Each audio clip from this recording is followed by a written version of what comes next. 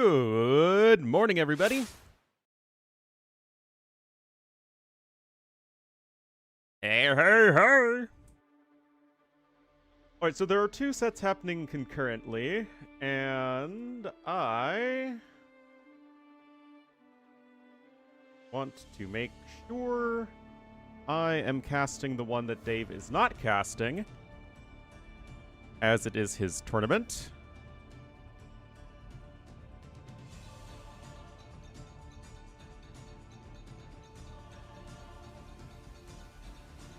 Unfortunately,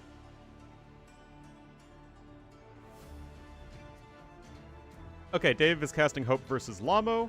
I hope he did that, not because I was casting the other one, but because he wanted to cast that one.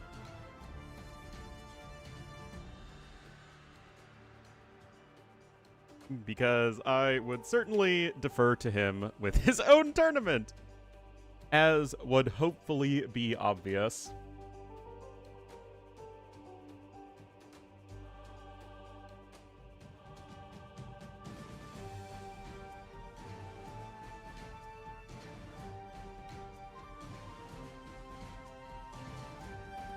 Yeah, I was too tired to cast the 8 a.m. set my time.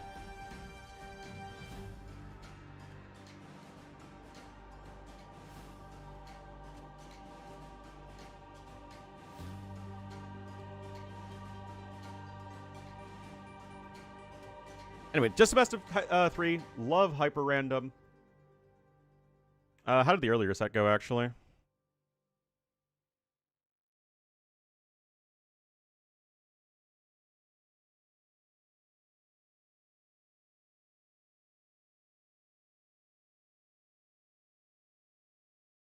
Find it. So many sets.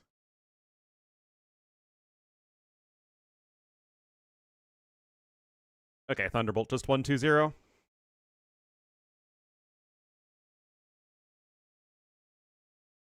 These should be live, I think. I'm, like, pretty sure.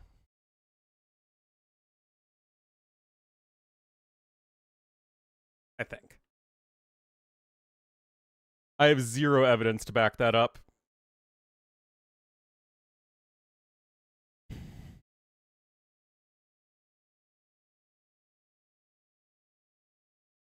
Cat? This ain't no cat.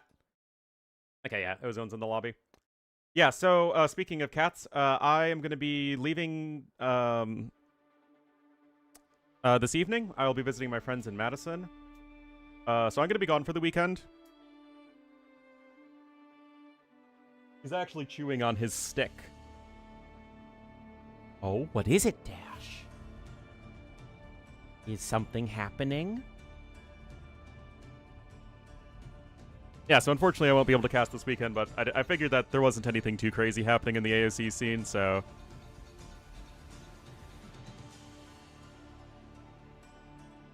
Get out of here, Puggle. I love my corgi. Also, I'm allergic to cats. And, like, all my friends have cats. It's really annoying. I am going to be so stuffy and puffy. Oh... Back to chewing on our stick. That looks a lot like an adult toy. And yet he loves it.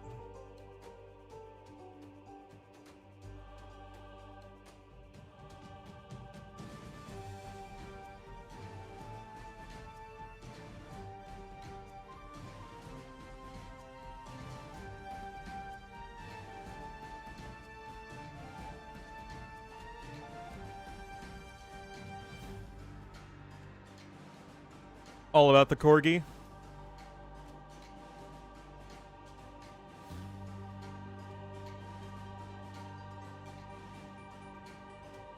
How did the connection appear? What connection? Because my friend is cat sitting.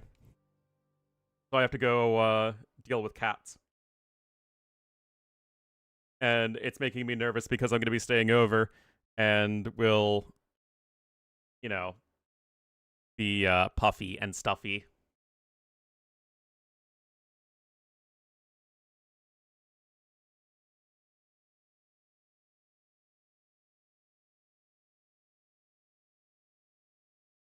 Knew that? No, no, you didn't. You had no way of knowing that. It's just my own thought process, such as it is.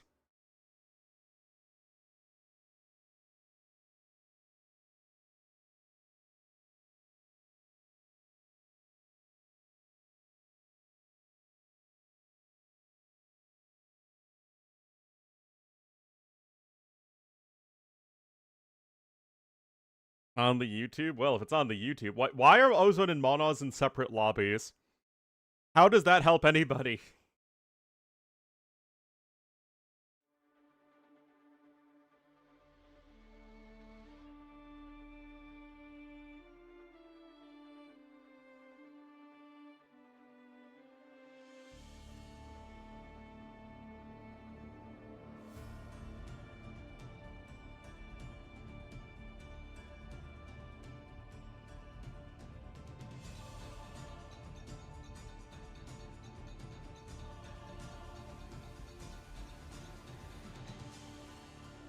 Uh-oh.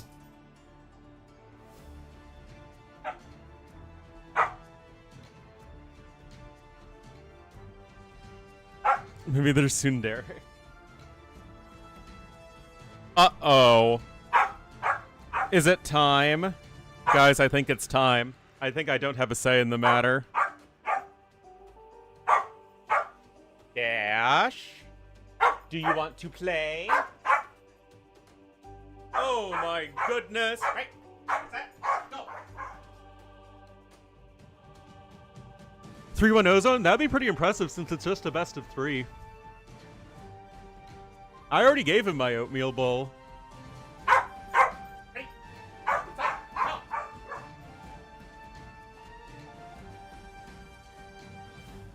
Second oatmeal bowl? Well, I only have one! Actually, my dad gave him his oatmeal bowl this morning, too. It is indeed a toy. It is his favorite toy. That's funny.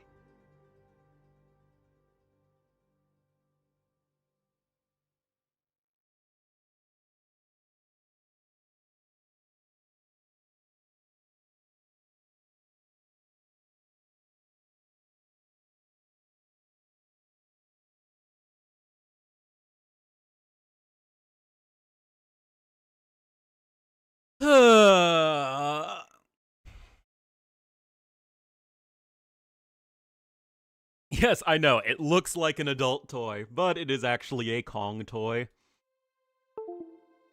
Alright, 2-minute spec delay, and we will be getting here into game number 1.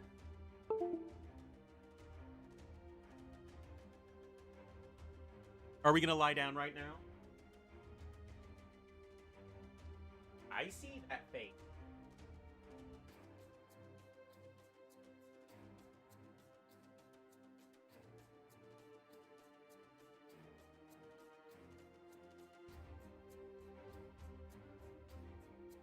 What is one to do?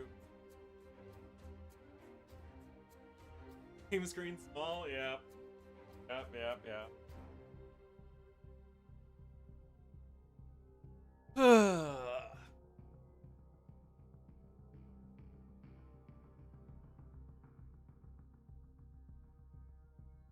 Look how happy he is.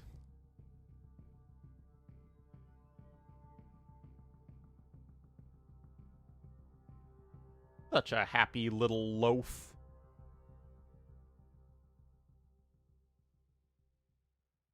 And now we're gonna get back to wanting to play.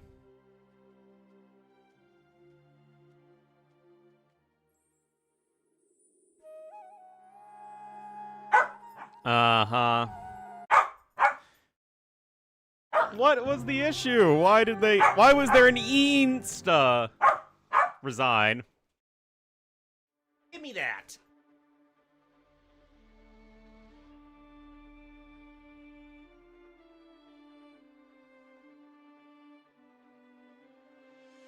Ready? Get that? Go.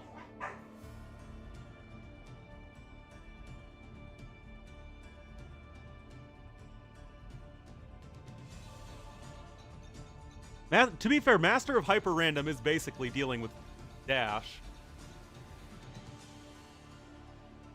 And now we're gonna lie back down.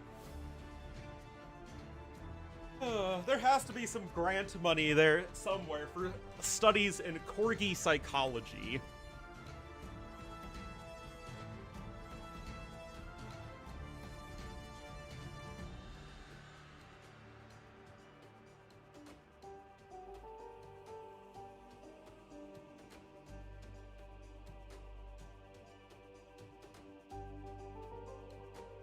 Luscious, it's very floofy. He is a floofy dog.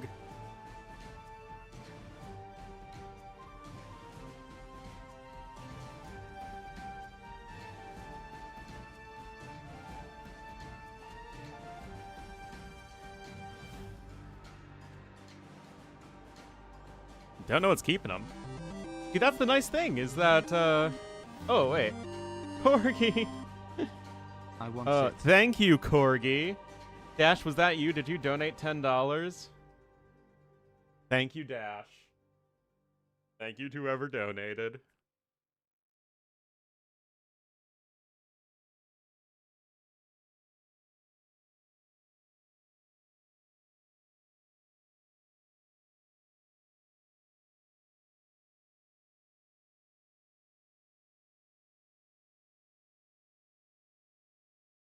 It's really hard to start a game of AoE 2, apparently.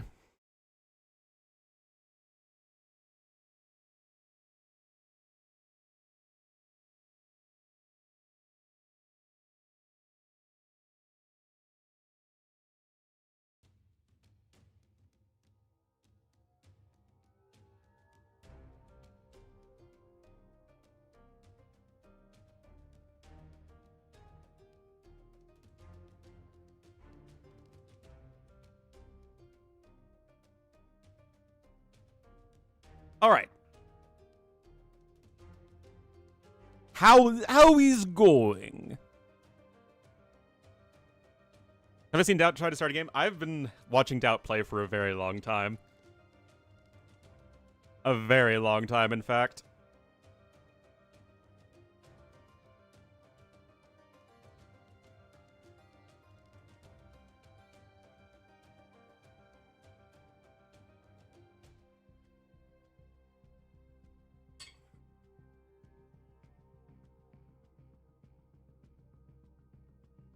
A fallow chat?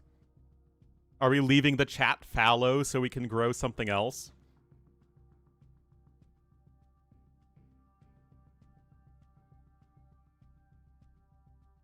Dashi Store.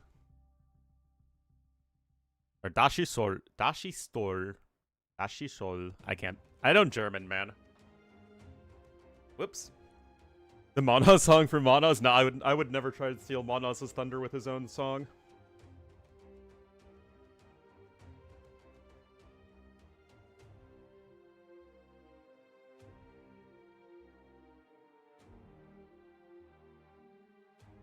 Oh, the Monos song? The Monos song is famous.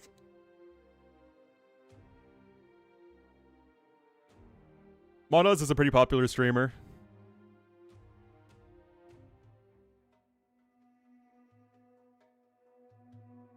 Oh, they start with a Hall of Heroes!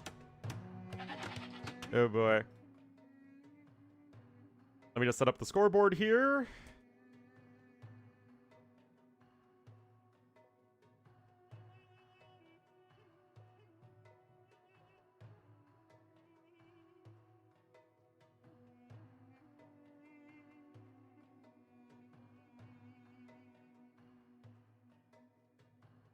All right.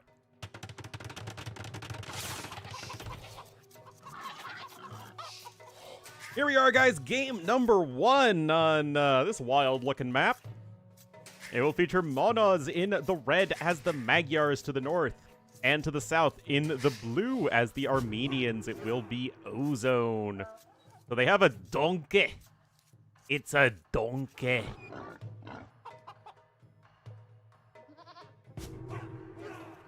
Yeah, yeah, yeah, yeah. That's how bored you are? Well, I mean, we were waiting for the game to start. And, you know, then the game started. To be fair, it's only 10 minutes past the scheduled start time. It's just, you know, they don't have a draft to do.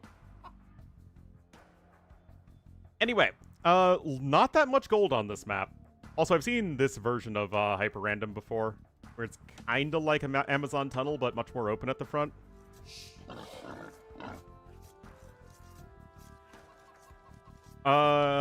Stone also is more stone than normal, but less gold. But also not that much more stone than normal. You have some nice piles over here. Anyway, kind of an interesting Civ matchup as well. I mean, look at all the resources here in the middle. Especially stone. That's actually going to be good for Armenians, because they have bombard towers, and mass defenses are sort of the one thing that you don't like dealing with in late game as Magyars on land maps, is that you just don't really have that great siege. So if you can kind of make it into like a super slow push style game, then maybe you have a bit of a chance if this goes long. But I have to imagine that you're going to want to do something fairly aggressive here, especially in mid-game with Armenians, where you do have a much better eco than Magyars, but other than that, Magyars have a significant mobility advantage. Why? Oh, why?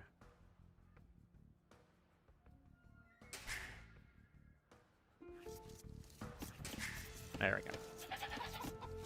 Oh man, look at these chickens, guys. They have 76 food on them. So wild. Again? For a wild chicken.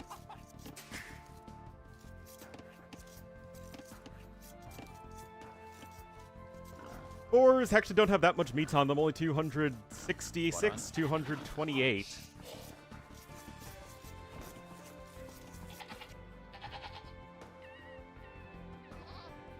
Got the mouflon. Alright, gonna grab both of those boar. The boar always still have their regular attack, movement speed, and HP, though. It's just the amount of food that's on them that is different.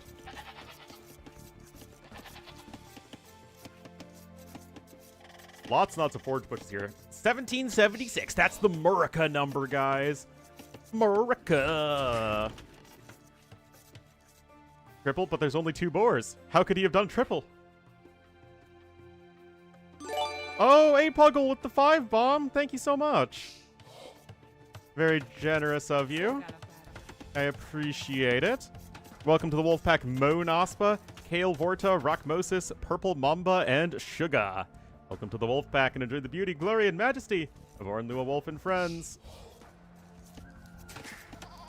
Thank you, Apuggle. Anyway, 3 on wood here for Monoz. Already walling up a little bit. He does see that there is this one choke point in the middle. Then Apuggle himself coming in with the 2 months. Thank you, thank you, thank you. Really appreciate it. I'm going to be cooking for my friends this weekend, so I need that extra cash. Because I gotta feed some hungry dudes. Drunk and generous? Well, that's a very good combo for me personally. Thank you. Alright, Ozone is actually docking here. This seems really ridiculous. Honestly, there's only 1 shorefish.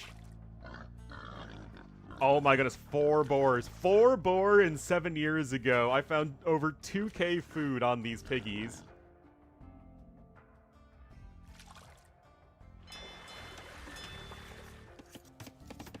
Yes, Patras them. I mean, Monoz is up on 20 with Loom, so not like as fast as it could be.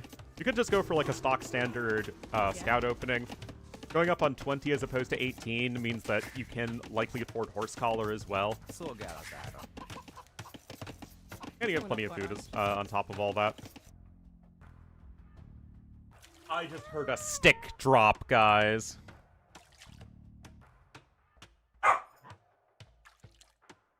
Gotta go to the other side of me now.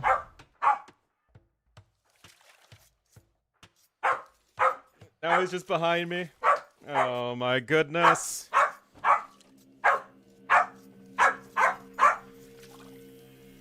Ready?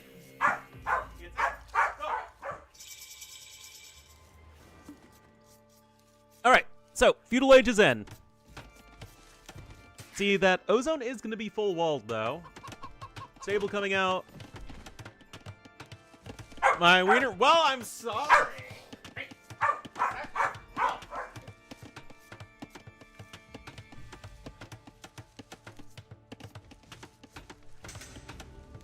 Yeah, you can see both Bidax and Horse Collar are coming in here for Monos. So it's not like it's a hyper-aggressive opening, but like, look at this, guys. The fishing ships are just idle. This is what happens when you try and fish boom too hard. Nobody stole my dumbbell. Oh, yeah. I was gonna work out yesterday, but then I fell asleep and got too tired, so all my workout equipment is in the loft right now. But I'll work out before I leave to visit my friends.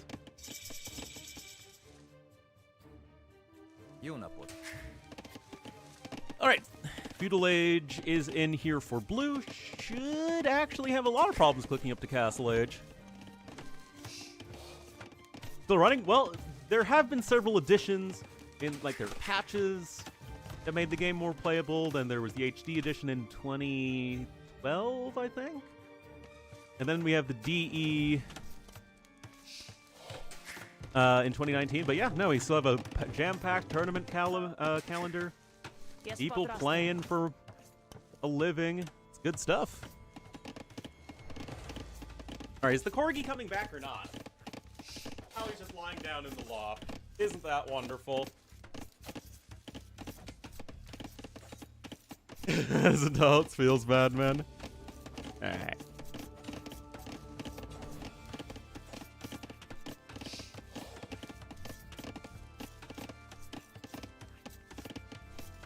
So it's not like Ozone really is doing a whole heck of a lot. You can see he is ahead by 400 resources, although this is close to a 400 resource investment. Actually, it's more. It's way more, actually. This is 400 wood.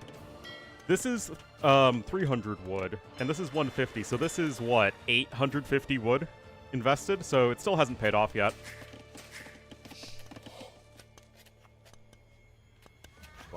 You can't just ask somebody, hashtag, what's your elo?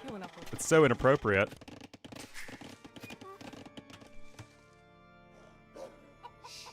Never ask a man his elo. Especially me, because I don't remember what my elo is right now. I think I'm still low 1900s. You wouldn't download some elo. Exactly. Anyway, Castle Age times are going to be looking similar. Only one scout was made by Monos, so it's not really that big of a deal. It shouldn't slow him down very much at all.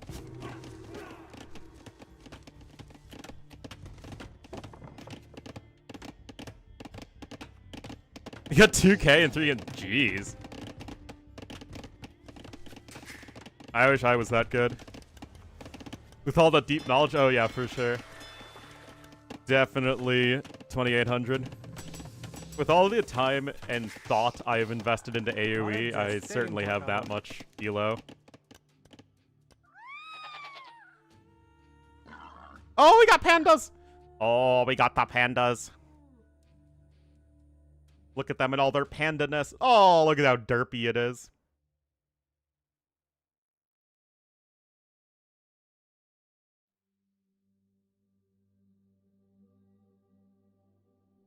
Those team games? Yeah. Land Nomad team games were a lot of fun on Voobly.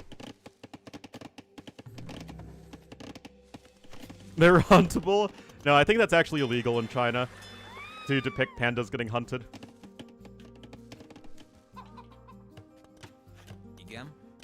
And Castle Age is actually coming in faster for Monos, despite his faster Feudal Age time. Then lost to Huang twice. That happens. I've also lost to Huang. Such a racket, they are very loud indeed. Alright, so I'm kind of curious as to what Ozone is up to. I mean, the archery range feels a bit odd. Oh! Not the donkey!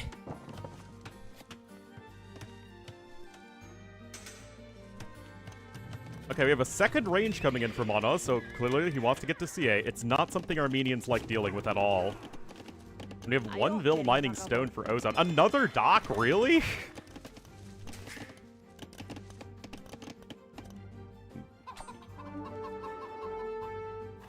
Well, Spearman does get a little bit of value. And, 2 forward villagers, so no extra TCs for now. Immediately queues up 4 Cav Archers, Bowsaw, Husbandry. Worker, because the donkey is a trade cart. It's what it is. Okay, a second range coming in, but, well, there's a lot of opportunity here for Monos to make something happen. He needs to make something happen, because otherwise this fish boom will start to really come online. But that Siege Workshop is going to be no joke. Now, Armenians are one of the best defensive civs here in mid-game. Stone Gate, Stone Walls coming in for Ozone makes a lot of sense. He seems to be, at least with an idea of what's happening. And he sees the Cav Archers. This is the Hall of Heroes from the Three Kingdoms campaigns. It's where you just train the hero units. It doesn't do anything in regular play. It's just, you know, hyper-random. Anyway, Gill Nuts is coming in, of course, super important for the fish boom. Bowsaw, gold mining, all of that's going to be very good for the Armenians. But yeah, as I was saying, fortified churches are going to be huge in defending against, especially the ranged units, as obviously ranged units don't like sitting under fortified church arrow fire. But that's where the rams come in. That's where potential mangonels come in. And one Vil, I guess, long distance mining the stone. These are just 4 archers. He invested into 2 archery range and hasn't gotten any archer upgrades. And the first ram is trundling forward here. Siege Workshop with 9 villagers rushed up, but, well, rams are pretty good against buildings, as it so happens, and you don't have much time at all. Crossbow and fletching both on their way. Gonna try and rush up some stone walls behind this, but the Cav Archers make that prospect more difficult. Just trying to defend as best you can. We have some archers out over here. First aggressive mangonel is out here for Monos. And yet those stone walls are there, but 2 villagers have followed so far. That isn't the end of the world for Ozone, because he does have those fishing ships. And mangonel number 1 is out on the prowl as the red crown crane flies above the battlefield. Oh, he's gonna go right for the enemy mangonel. That feels kind of risky. It feels like the safest play by far is just go after the ram, because the ram, you can go after the ram without having to worry about the enemy mangonel attacking you, because you can do it so from very far back. But second mangonel is about to be out. But Ozone has opened up the entryway into his opponent's base. Now it's all about the micro. Nothing goes down just yet. Repairs are here. Able to get the 1-for-0 kill is Ozone. That is exactly what he's looking for. Another big mangonel hit comes in. Can that mangonel get sniped? No, it cannot. Maybe snipe the Vil. Very nicely done there from Ozone. Of course, getting those repair Vils are essential in these protracted mangonel wars. Need to move that Gil cart forward, though. Make sure the efficiency is all good. Second TC coming in here for Monos, but he is far behind in the resources at this point, as those fishing ships are certainly doing their job.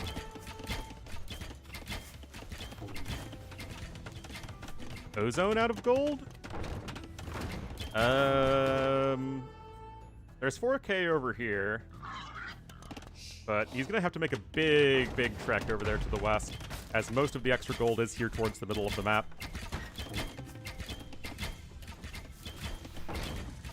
Nobody really on stone yet. Mangonel clips a crossbowman there.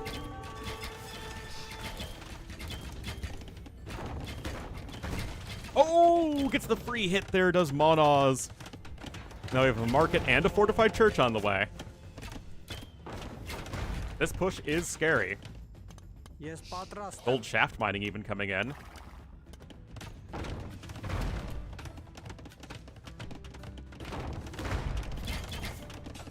I mean, and now we're in kind of an awkward position, right? Where the food income is very good for Ozone, thanks to his fishing fleet.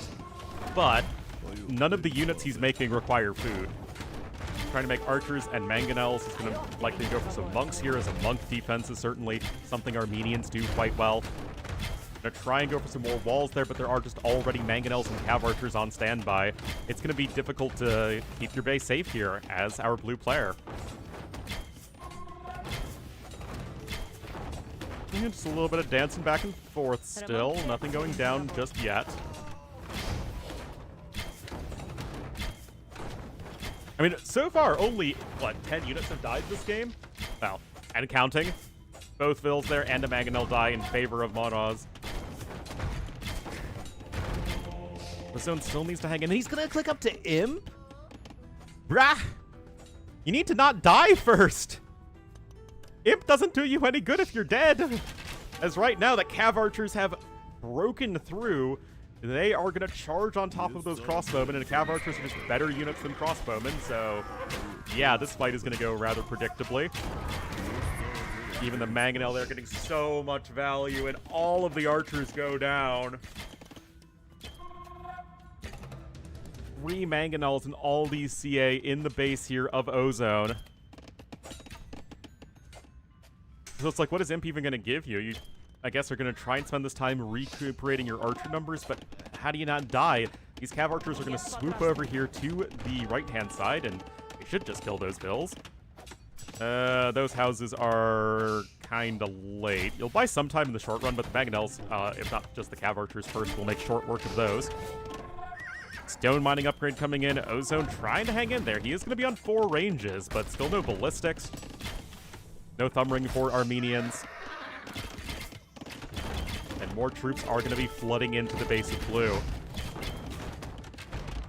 Okay, going to try and rush up a fortified church. Like I said, Armenians are really good at buying time, thanks to the fortified churches. Oh, Vils need to jump into the fortified church, and they will, but still yet more will fall.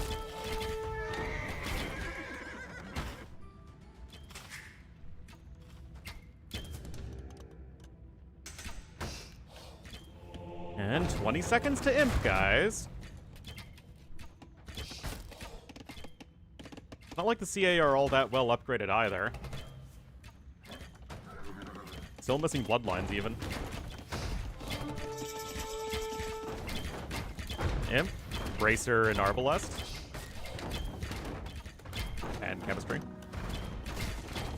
Alright, gets the kill there, and Ozone is potentially going to stabilize. He's actually behind in the villager count right now, but is just so far ahead in total resources thanks to the fishing ships.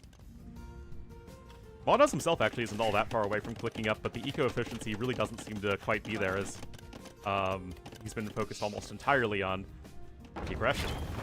Defensive castle going to come in here for Ozone as well. We got 11 crossbowmen on the way. And, I mean, Red is kind of stuck back here. Yep. Well, he has a smaller pond than his opponent. Market is going to go down in a second, which is, of course, annoying, but not the end of the world. There you go, Monos. Actually, he doesn't have the second building to click up. He's going to try and rush up that university. Arb is on the way here as well for Ozone. And there's the castle. Ballistics is something you're going to need to prioritize, though, of course, against Cav Archers. Gonna try and even get another TC down. Let's get the one for O there. Does Monos, thanks to the high ground.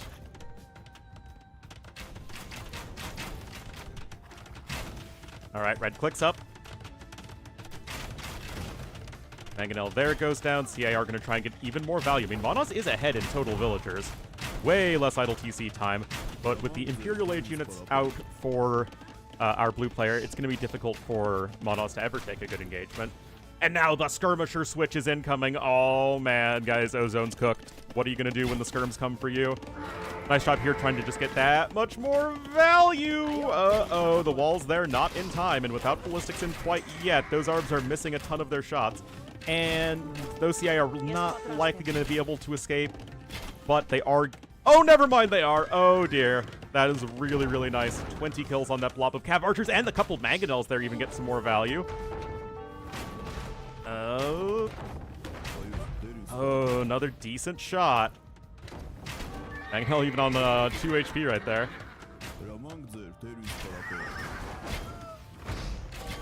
So many resources right now for Monos. I honestly really don't like that he's going skirms on a low eco. This feels like you should just go Cav Archers and Cav Archer upgrades. The Cav Archers will still trade well versus the Archers of Armenians, which are still missing Thumb Ring, and you don't have all the defense upgrades in yet.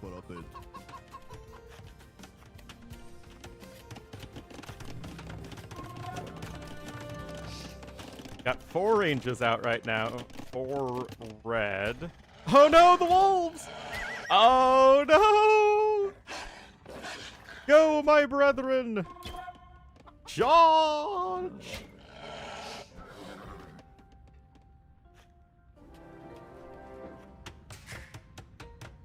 Third TC on the way here for Ozone as well.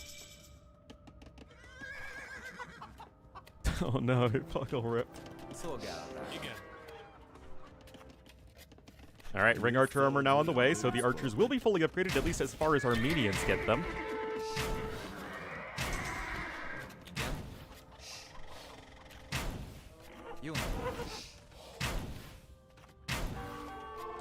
Good micro right there, I guess, for Monos, but now the forward castle is going to be incoming, and this is going to be a very tough ask right now for Monos to defend. No +4 defense means that these arbs are still dealing decent damage, 4 damage an arrow.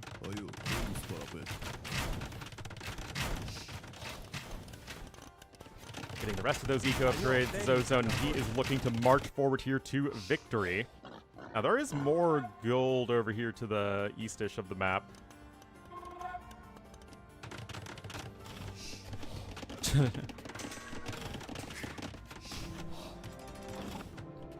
Alright. Can almost go for a trap there. And yet, Monos isn't dead yet. First Treb is out. This one's trundling all the way back from Ozone space. Now another castle coming in. It's going to start to mix in some composite bowmen. Which, although better against skirmishers than our Arbalest, they are still countered by them. They just take all of that bonus damage. And they have the shorter range. Yeah, Mono's not ready to give up just yet. Castle's going to be under fire.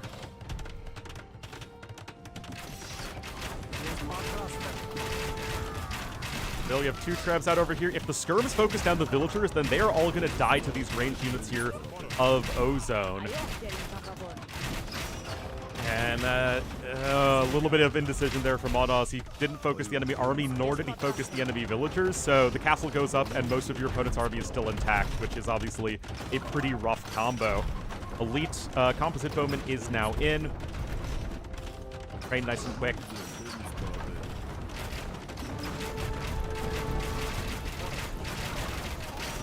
And like I said, I just don't love the defensive skirm play. Like, a low eco tech switch into skirms feels like you're never going to win the game. There's no way to apply any pressure to your opponent.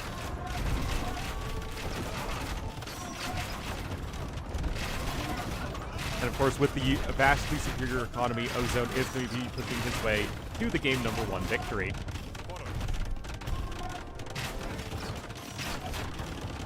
Even has Mass Nori.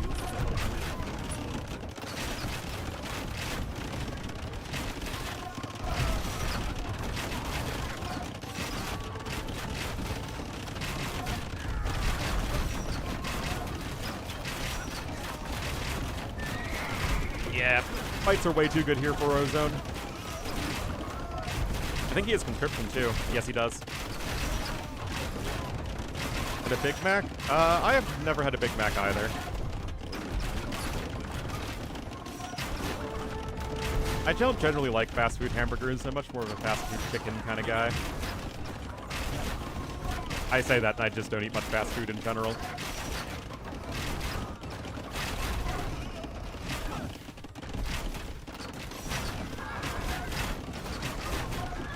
Anyway, there really is no way into this one for Monos. Not even the Magyar Guard Tower.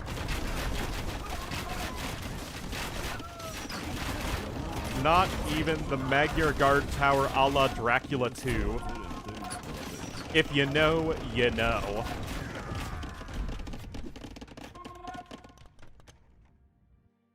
Jeez. These guys... Mono's going to try and get a castle up on that hill, but still, he's just so far behind. I would feel a little bit more comfortable if Ozone had some sort of tech switch planned behind this, but he's probably fine. Skirms can't lose. It's simply not possible. I mean, red still does have a little bit of gold income over here, but not much. Also don't seem to be many relics on this map. I just see one there, one there, one there, so 3 relics in total.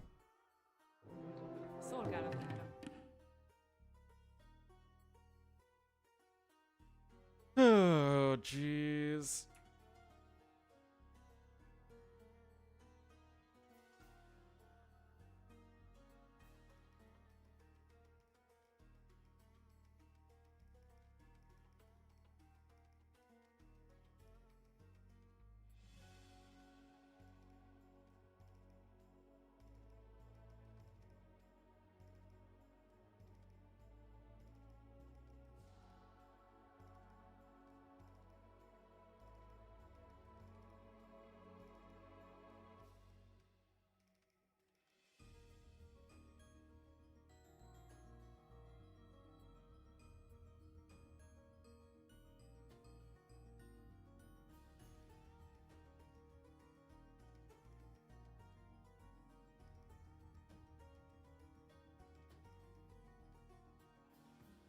Ugh.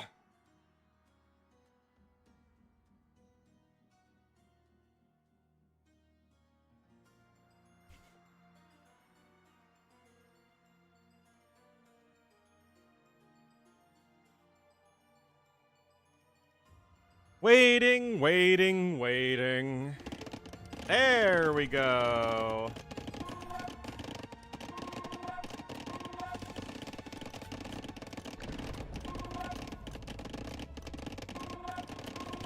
Alright. Realizing that you just don't have the safety to build that castle, so trying to build some houses, I guess. I'm not too sold on that. Whoa, what the heck? Oh my god. All that waiting just for Monos to tap out. Alright, Ozone takes game number 1.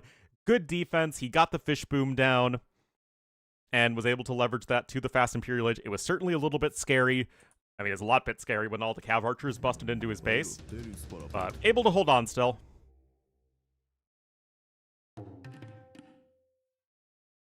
The ad start, I don't blame you.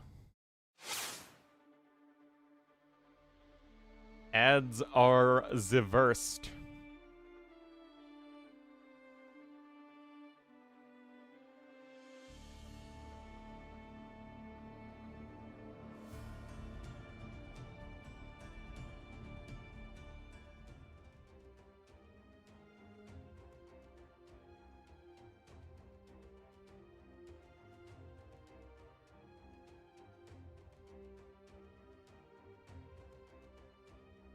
All right, game number 2. I mean, it's random civs. It's always on HyperRandom.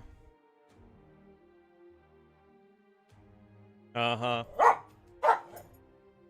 I'm gonna get some more coffee, guys.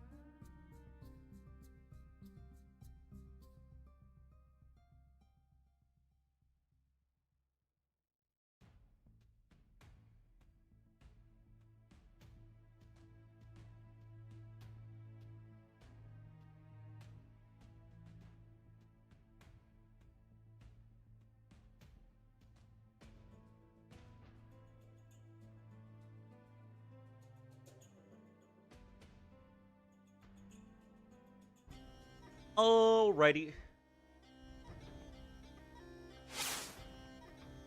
Alright, guys. Game number 2. We start with Jadwiga? Oh boy, or is that Tamar? I think that's actually Tamar. Okay, interesting, interesting. Anyway, up one game away from winning the series. We'll have Ozone in the blue as the Slavs to the southwest. And to the north in the red as the Portuguese, it will be Monos.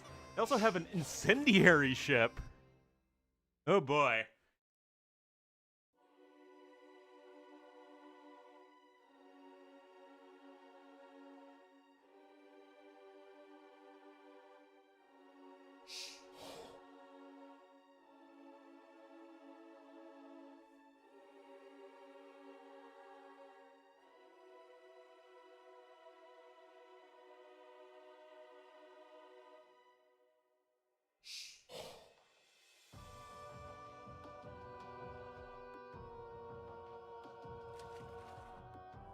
It runs on smoke?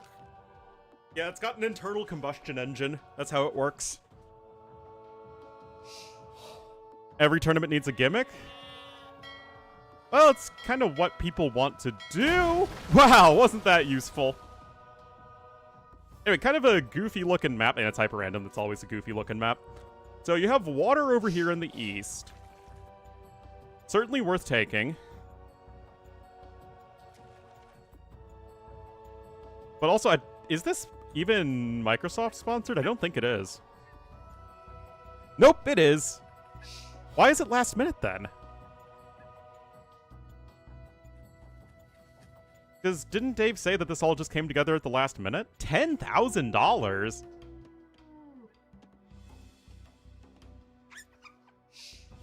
But, oh.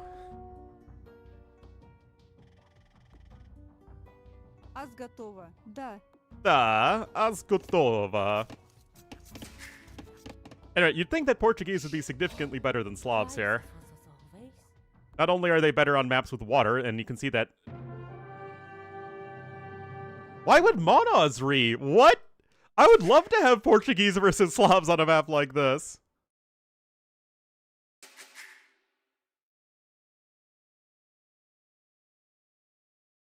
That's just weird, man. Yeah, people really liked Sudden Disaster.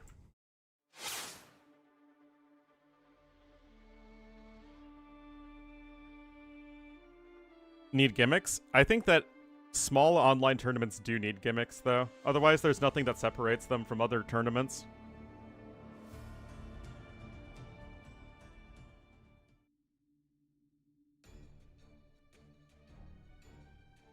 Sudden Death? It's definitely gimmicky. It's a fun gimmick, but it's definitely a gimmick.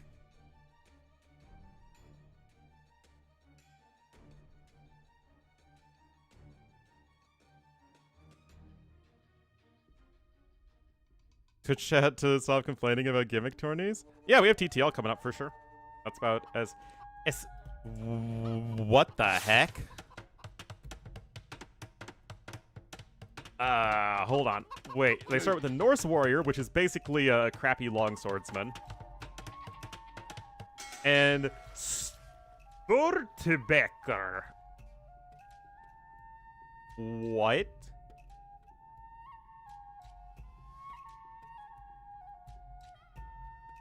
Since when has this been in the game?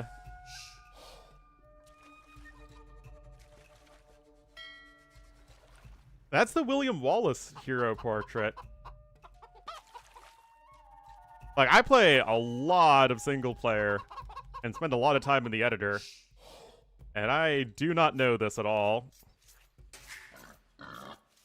Okay, this is a pretty bizarre map. So you have very little space in your base, but you can wall forward and secure plenty of resources. A monk boat? Oh, yeah. I mean, it looks like a heavy demo ship, but yeah, clearly doesn't have the boom capacity.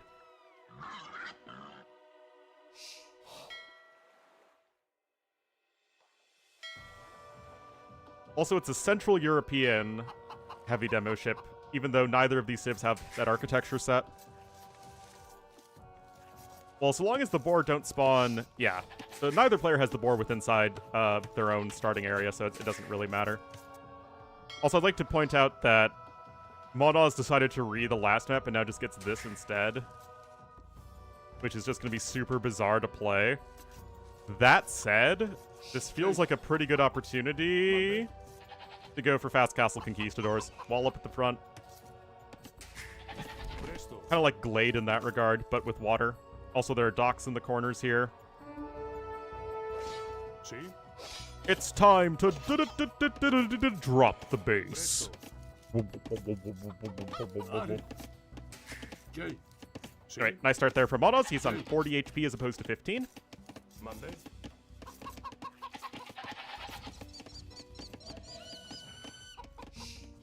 They can have a decent amount of food on them. This northeastern area seems to have plenty of extra resources. Southwestern area, not as much as the northeast, but still a decent amount. Game anymore? It does not. They thankfully patched that. Also, I want to know who or what Stortebeker is. I am going to Google it. Stortebeker. Ah, yes. Klaus Stortebeker, a German pirate. Oh, geez, that face. The reconstruction of a head from school? Oh, boy, that's pretty cursed. Okay, from 1360-ish to 1401, was a German pirate, reputed to be the leader of a group of privateers known as the Victual Brothers. His group was hired to assist in a war between Sweden and Denmark to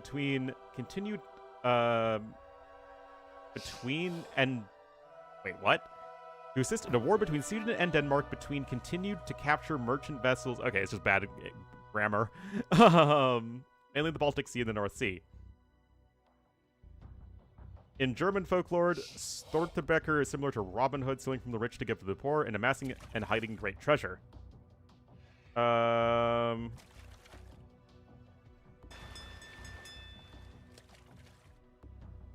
Occupations: merchant, privateer, violent entrepreneur.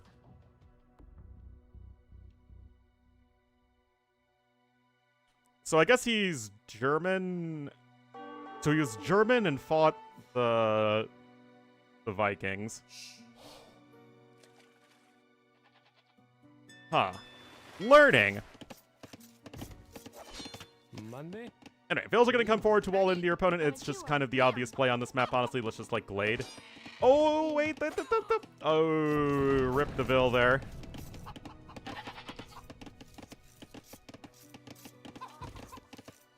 See? Anyway, wall's coming in here for Monos. This definitely feels like the right way of going about things. Servidor. Servidora? I don't know why that feels. See? Yeah, gonna go take those chickens. That said, guys, 3 fishing ships out here for Ozone.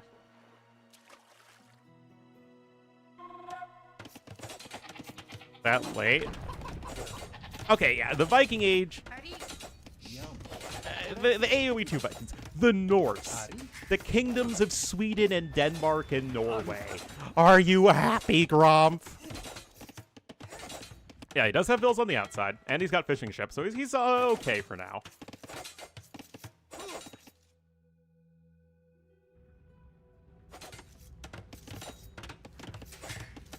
Monday? I'm still not sold on splitting up Vikings, though. That's a sad militia right there.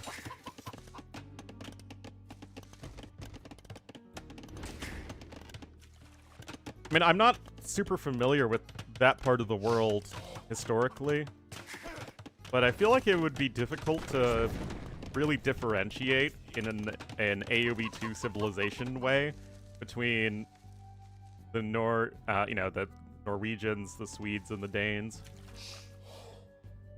Wouldn't they all be infantry and naval civs?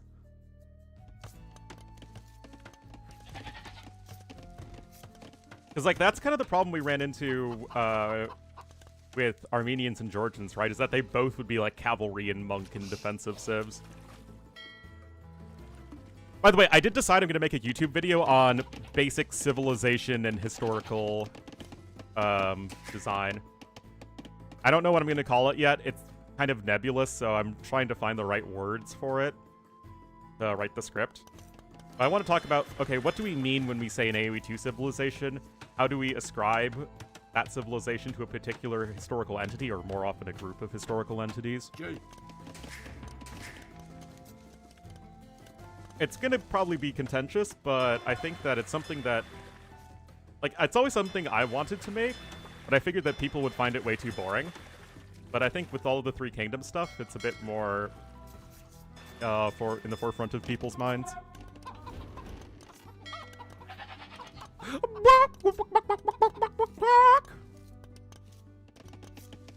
I voiced all the chickens in the game, in case you couldn't tell.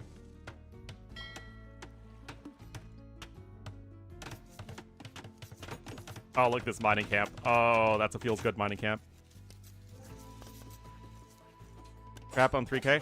No, I'm gonna go through everything. Like, I plan on going through, okay, starting with the Age of Kings civs. What were they designed to be in reference?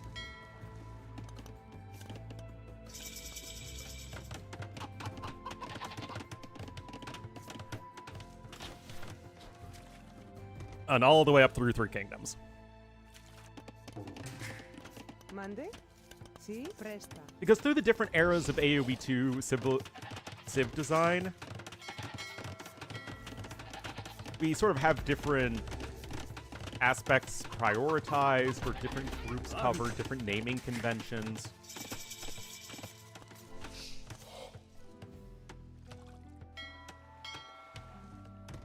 Yeah, but we don't just call... We can't call the civ Arabs, right? That would be very contentious. What, we're gonna have Saladin be the campaign for the Arabs when Saladin was Kurdish? That seems like a terrible idea. Although I do agree that a Moor civilization would certainly be reasonable.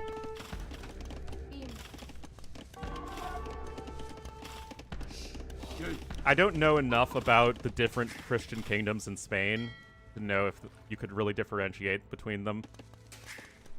Again, like, I know they're politically and in some ways culturally different, but I don't know, again, can you create distinct and interesting civilizations based off of them? Especially because we have both Spanish and Portuguese already.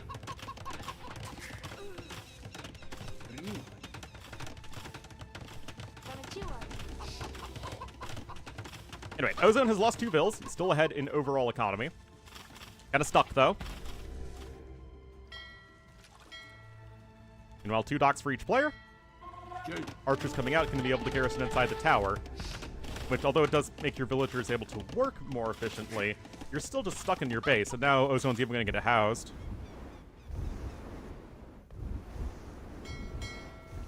Even Germans? Again, I don't know enough about medieval German history.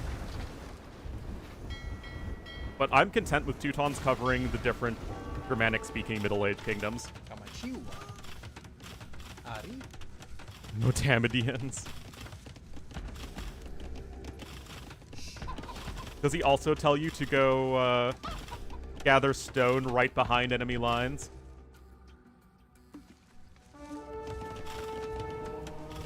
Oh, there we go! No! Stone it to bicker! So it blows up, but it doesn't do any damage. Ozone just taps out. Bonaz strikes back! Well, I guess the restart did work out for him. Kept his opponent stuck at home.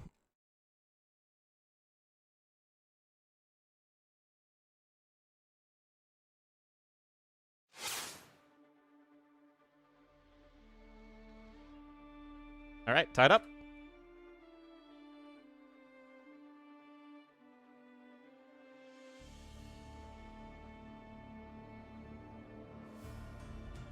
Also, it's been hard to start making that video because I'm too busy playing Borderlands 4.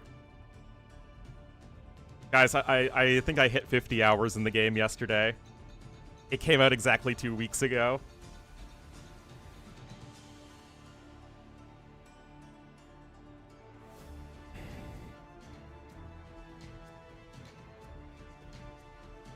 Yeah, I mean, I know what the Holy Roman Empire map looks like. I know it's, you know, this gigantic,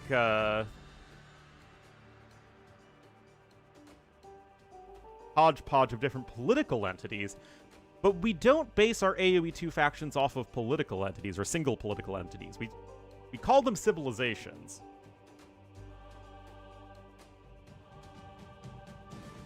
And you're telling me that all these different German entities here are culturally and militarily distinct. I'm gonna have to press X to DauT on that one.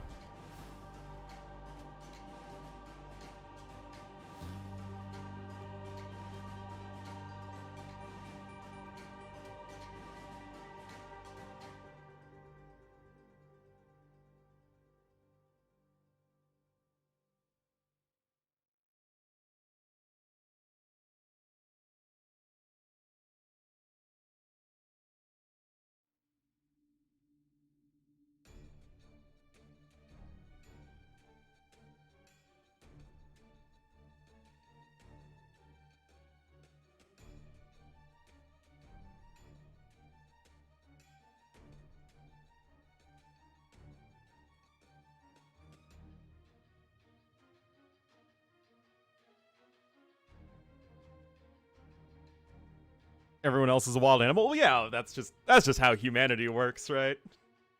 Oh, our little hamlet is so distinct from all of the other little hamlets. So not the same. Exactly.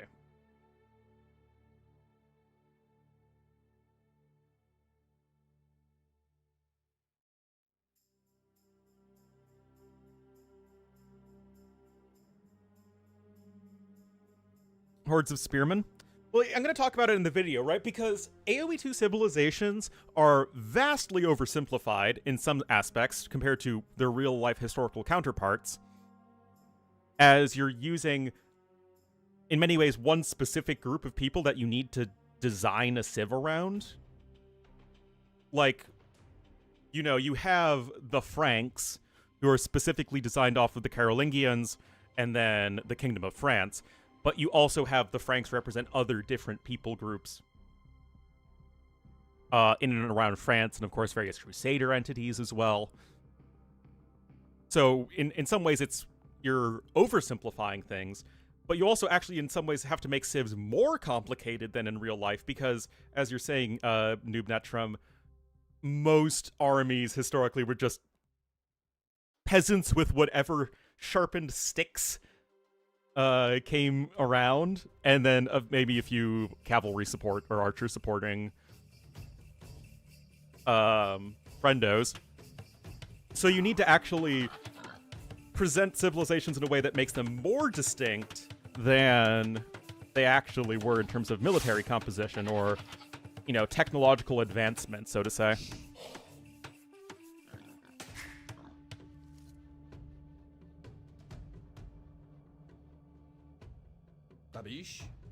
So I think that it's going to be a good topic to explore in a video, because there's a lot of subtlety in terms of how AoE2 represents history.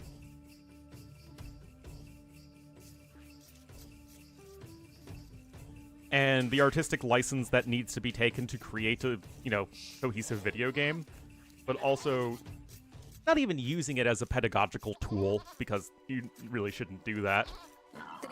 But you still need to enact the flavor and history and storytelling aspect of a civilization to make it, you know, compelling. Quest for stone, exactly. Even though, as I pointed out in the video, there's literally a stone mine that's, like, not next to the enemy. He could have told you to go take that one instead. Jerkwad.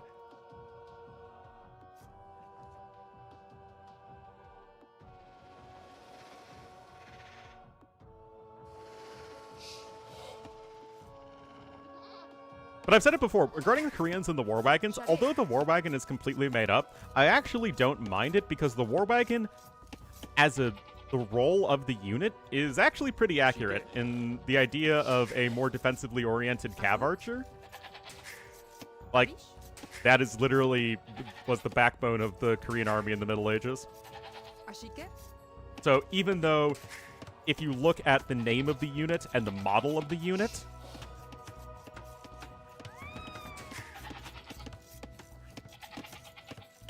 it would be, like, that's all made up. But if you look at the role that the unit plays in the Korean military, it actually does make perfect sense.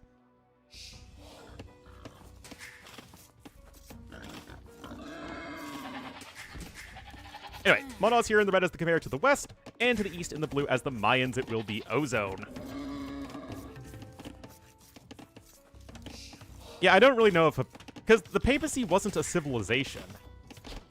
It was a political and religious entity.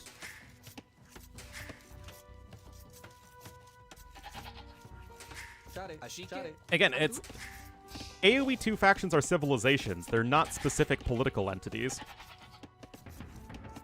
Unless you know, are the Three Kingdoms. But as I will explain in the video, that isn't really the standard that was used for most of AoE history. I don't see DauT on the schedule. DauT has already beaten Spain and did so 2 days ago, and will be playing Nahuel. Oh no, he's today. My bad. At 11. Oh, okay. So in theory, it starts now, so we can jump into that series after this one is done.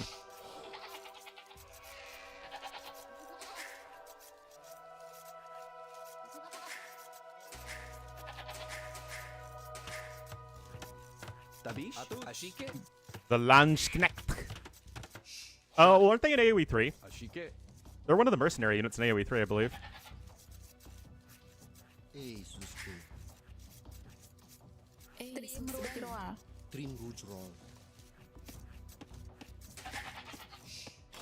Because those were German mercenaries, if I recall correctly.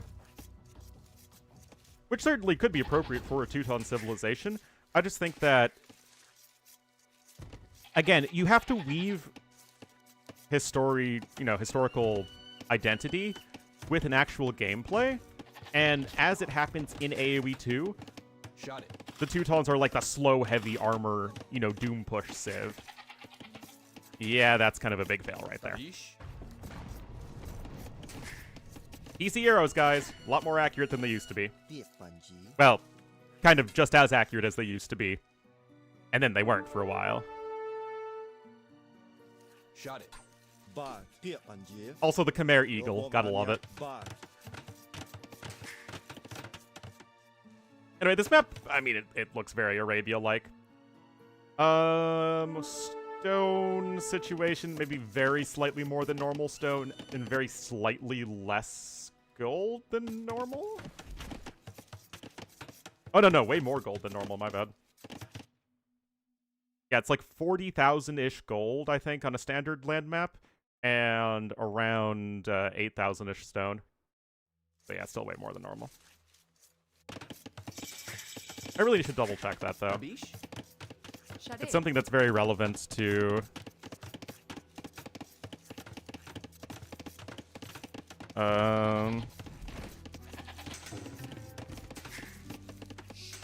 Yeah, relevant to this tournament that I should know as a caster.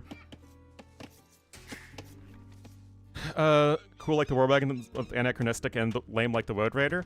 Well, that's something that, I'm going to talk about in the video. I mean, there's going to be a lot to cover in the video. But in the case of Celts, they were just added to the game last. They were literally the last civ coded into the game. And that was just based off of the success of Braveheart. And so, AoE 2 Celts are actually based off of the Celts as portrayed by Braveheart, and that's how you get the William Wallace campaign as a way to like, oh hey, you know that huge movie that just came out that was very popular about the Middle Ages? Yeah, that's AoE 2. And they're using that as a way to introduce people to the game.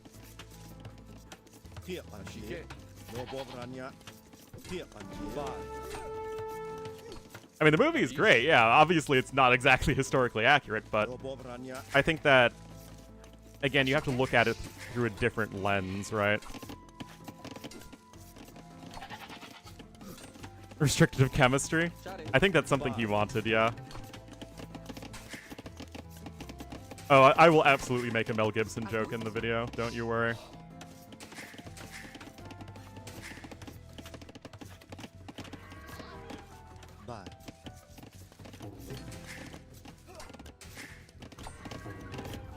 Anyway, Feudal Age on the way here for Blue. 28 bills. This is going to be an FC behind this. Assuming he has enough food to do so, but I think he should be fine. Though he might need another villager or two on food. Meanwhile, Red's just chilling. He defended the Drush way more effectively than he could have hoped for with the enemy units running into his TC. He got his eco upgrades. He's doing fine. Yeah, he was in a lot of good movies then.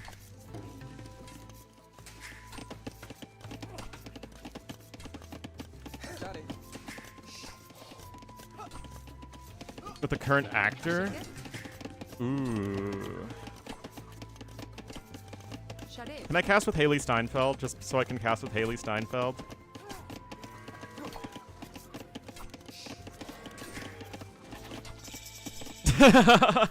Is that fair? Is that lame of me?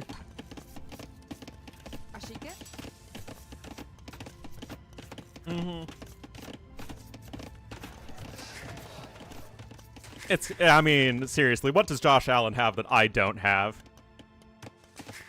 Just because he's 6'5", a mega multimillionaire, incredibly famous, and one of the best athletes in the world? I mean, but like, other than that, what else has he got on me? Nothing.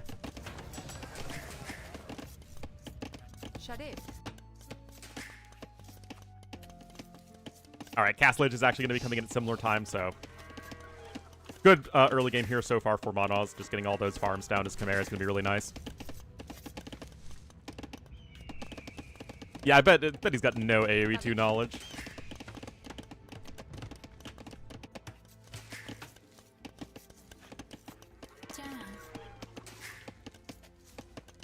Alright, stable coming in now for Monoz. Oh, double stable, actually. Okay. Kind of curious as to what this is all about. I mean, this map is very Arabia-like, just with more gold and stone overall.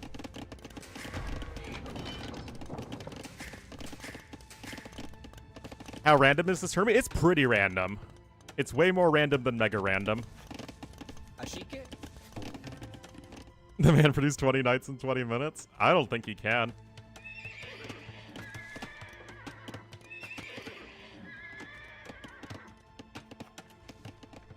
Dying of old age at 34. People didn't die of old age at 34. I mean, the human life expectancy has not really changed that much. I mean, it's a bit longer now than it was in days of yore. It's just that the infant mortality rate was so incredibly high back then that it pushed down the average lifespan of humans a lot. But people still generally lived into their 70s and 80s. You know, if they didn't get sick, and obviously medical conditions were a lot worse, so any sickness that you got was generally much more debilitating.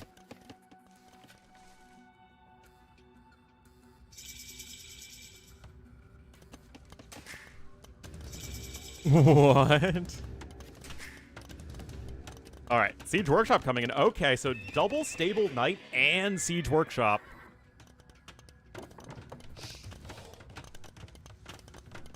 Alrighty, so TC coming up at the back. Both eco upgrades. Okay, Ozone is, I think, completely misreading the game. He sees only the one stable.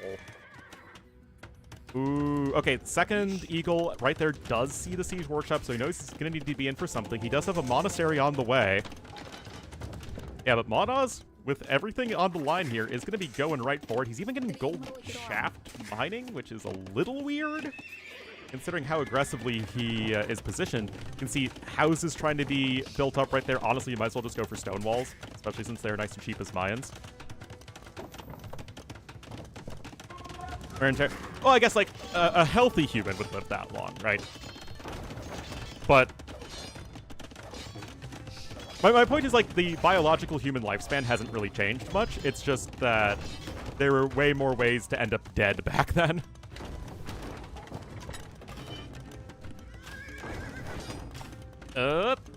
And here we are, guys. I think that we could see our blue player completely caught off guard by this. Insta!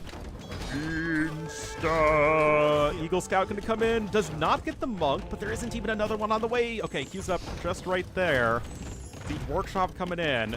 Got one more Eagello.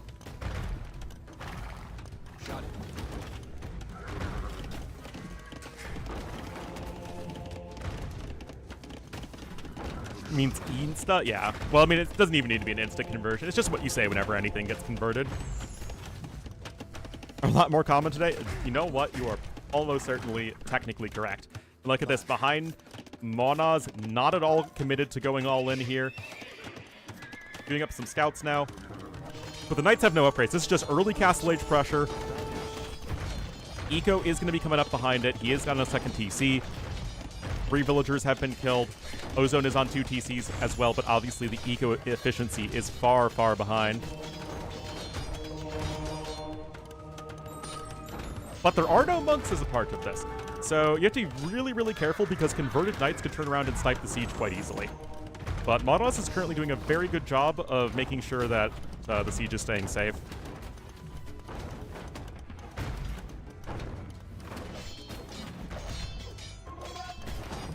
Got the reinforcing scouts coming in. Defensive Mangonel is here for Ozone. He was able to defend against Monos' aggression quite well in the first game. But things are going to be looking quite tricky.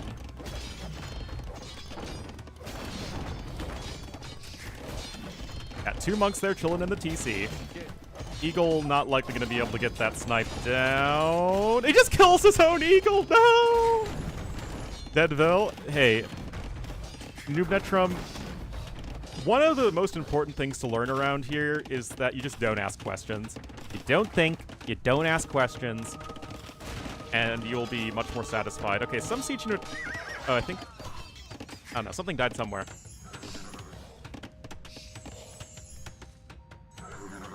Anyway, look at this. There's a villager here with which to repair. This is looking like some very good aggression from Monos. Lycav are going to swoop in and start killing some villagers. We learn around here? Well, nominally. Alright, Mangonel does a bunch of damage, but that's why I say the Repairville is very handy. And I think Ozone's pretty darn cooked right now. Look at all the idling that's happening. Remember, Monos is on 2 TCs behind that. I don't know why he has so many villagers on gold. That feels a little excessive. But yeah, just keep the Siege Workshop humming. Yeah, the Ozone layer is looking like the early 2000s over Australia, guys, if you know what I mean. Yeah, thanks, September. Getting your September subscription in, living up to your name. Honestly, September's probably my favorite month. The weather is just so nice. It's not like super hot, but you can still go outside and do stuff and all that. But yeah, really, really great pressure here from our red player, but that's a good Mangonel hit here from Ozone. The issue is that he doesn't have the eco advantage that he had in game number 1. As you can see, Monos is way ahead in resources right now. In Florida, well, yeah, Florida obviously is going to push back the ideal month a little bit. Where do I live in the Chicago area, which is famous for being extremely cold, but thanks to global warming, it's at least getting a bit more tolerable most of the time.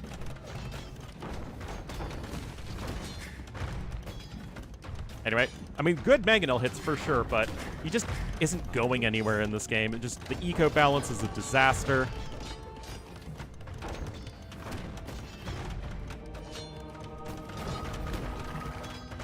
Well, it feels like these days it's more of, the seasons have been pushed back a little bit. So it starts getting colder later and starts warming up later. At least that's what it feels like. Anyway, 1-for-1 Mangonel trade there. You still have the Scorpions. You have another forward Siege Workshop there. And this is all just a terrible situation for poor Ozone.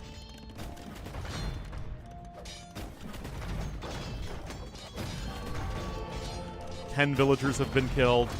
And it's, you know, the eco-efficiency difference is enormous. Selling stone? Oh, I thought he was going to be trying to work for a defensive castle, but that's not even going to happen. Was just completely caught off guard by the pressure because he didn't have any map control because he lost the drush completely.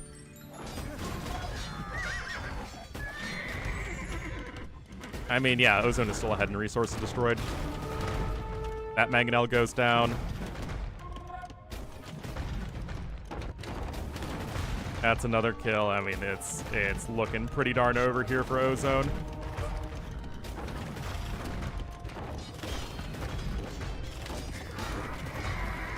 And then there's the GG-GL next. Very nicely done from Monos. Dropped game number 1, but was able to make the counter pressure happen in games 2 and 3. And he will be moving on to the next round in the qualifiers. Way, way, way ahead of Nico. I mean, just the Castle Age pressure crippled Ozone.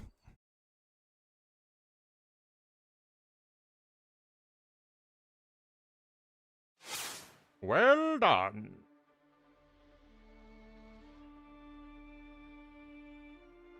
Alright, so let's see what else is going on now. Lix versus Niaz is good. Nahuel versus DauT. Mem is already casting that. Nobody is casting Lix versus Niaz. So I think it is our duty to cast it.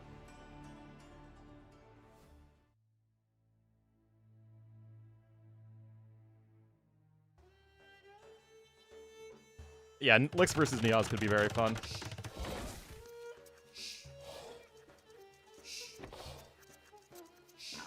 Anyway, it is 0-0. But it's DauT, yes, but I feel like I owe the AoE2 community, both the players and the viewers, to have as many series being covered as possible. If I am in a position to do that. Unless it's like a series that most people would not find interesting, but I do think that this is a series people would find interesting. And oh my goodness, they start with the skirmisher. Oh my goodness, there's no chance this isn't the best game ever. Alright, so I guess they started with both a militia and an imp skirm, which is pretty goofy. Anyway, Niaz is going to be in the blue as the Bulgarians to the east of the map, and to the west in the red as the Aztecs. It will be Lix. Me too. Oh boy, the salt. The salt is coming in.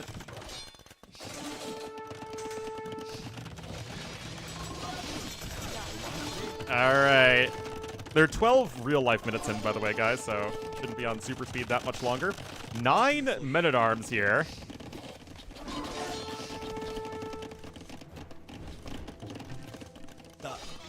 Alright, looks like we have arrived at real time. Niaz out here to the west with his own dock. He can even wall it into the corner. Oh boy. I mean, there's 3 archers on the field, and they have fletching for Lix, but this is still a really tough situation. The men-at-arms have +1/+1. Of course, Bulgarians can get that nice and quick. Guys, when are Bulgarians going to get the Bohemian blacksmith discount? But nay. It seriously, it feels like a good way to nerf Bohemians and buff Bulgarians. Now, is that all of what either civilization needs? No, but I feel like that would go a long way to help out. Tower up over here as well, and of course, with forging in, you're going to be doing pretty well against the buildings. No arson in yet, though. 10 vills on gold, though, feels very excessive for blue. Tower up over here from Lix. Sicilians are better than Bulgarians. In some ways, you have Magyars that are better Bulgarians, and in some ways you have Sicilians, which are better Bulgarians. Magyars are the better just pure aggression into, you know, mid-game transition civ. You know, more extended feudal age stuff. And Sicilians are much better in, like, gimmicky swordsman situations than Bulgarians are.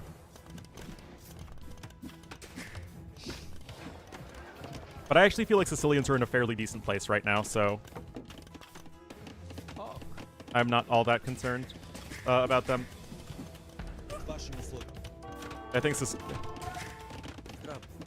actually, this is a good question, guys. Which civilization's gotten the most improvement over time when it comes to, like, general balance and design? Like, which civ has had the best glow-up over time? I feel like Koreans have to be up there.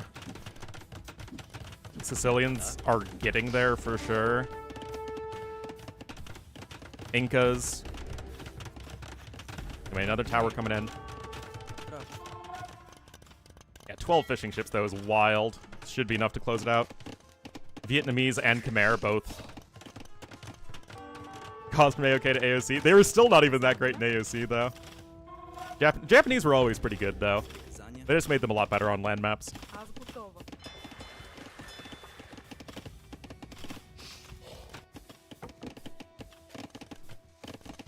Yeah, they were... Age of Kings Goths might have been the worst civ of all time. Like, they were straight garbage. Frank's definitely got to glow up over the years. Bengalis? It felt like Bengalis just really needed the change to the monks. Like, they were terrible on launch, and then they got the monk armor, and then they suddenly became a great clown civ. Eagle's coming in over here. 10 seconds to Castle Age, though. More swordsmen queued up. And if you can go for that long swordsman skirmisher combo, it's actually going to be really helpful here. Then immediately you get the long swordsman upgrade. Bodkin now on the way for Niaz, and things are looking better for him. Yeah, Bengali's definitely got a big blow up. Out of the game. Well, in Age of Kings, Franks were top tier. In Age of Conquerors, Franks were close to bottom tier. In the intervening years, Franks, got more and more changes and buffs over time. And then they became a very good all-around civ. And very easy to play.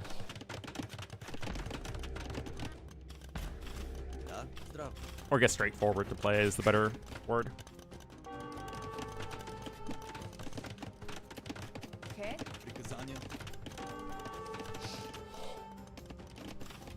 Anyway, Elite Skirmisher and Long Swordsman are both in. No Gambesons yet, though. That's going to be certainly an important one to pick up. But yeah, honestly, Lick should be pretty dead here. Tried to counter the other civs. But nay. Way too much thinking. I mean, the civs generally can work against each other. Oh.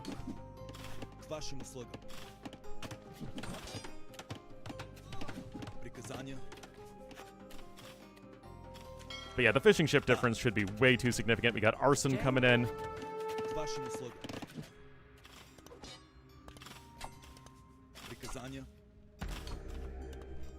Still a minute 43 away from Castle. Oh no! I mean, long swordsmen are going to destroy those buildings pretty fast.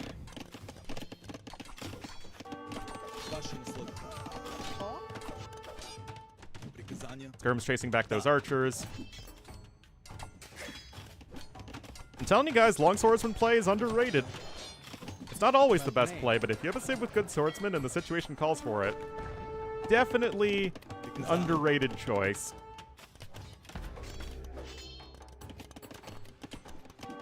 They really help at just applying a lot of pressure.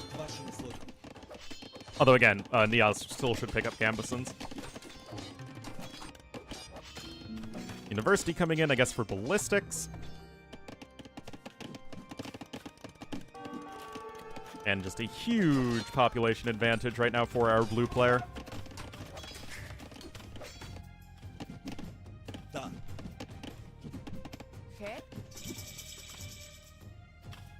There we go, more Skirb upgrades coming in, Archer upgrades coming in for Licks, but it's a pretty tough situation for him.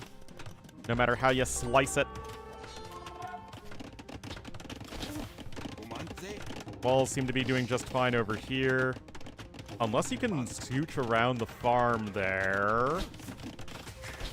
Yeah, Nia's not letting that happen.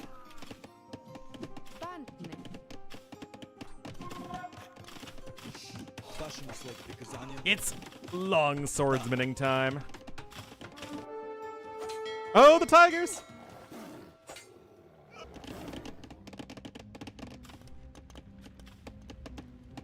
Long swordsman coming in over here for the forward villagers. There we go. Brick lasagna.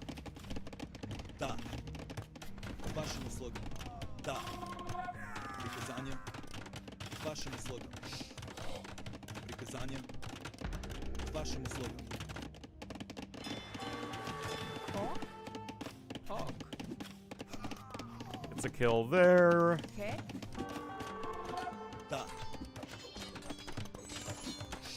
But nay.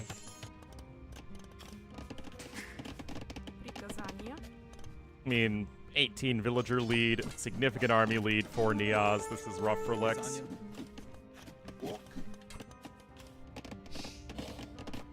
Helps when you can have so many vills on food when making a food-intensive army. Gonna go over to Sona's Niaz. Prep posts would be huge as well.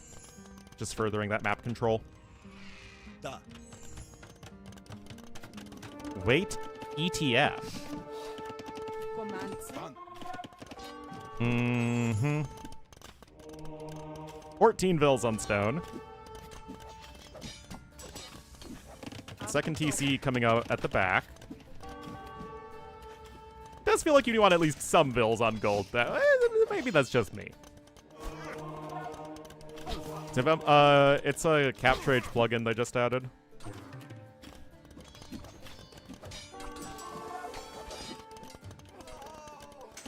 I mean, Lix does clean that up over there, but still, there's so many fish left.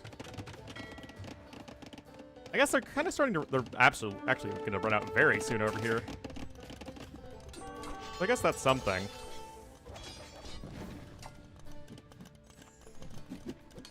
Got some more Munkers coming in.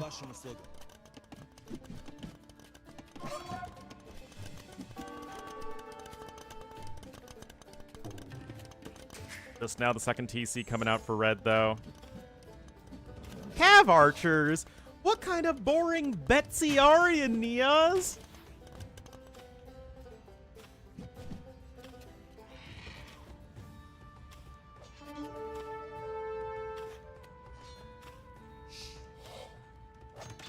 Anyway, it's time for some crepe posting. Everyone's favorite Instagram building. Honestly, like, there's nothing wrong with Longsword Skirm.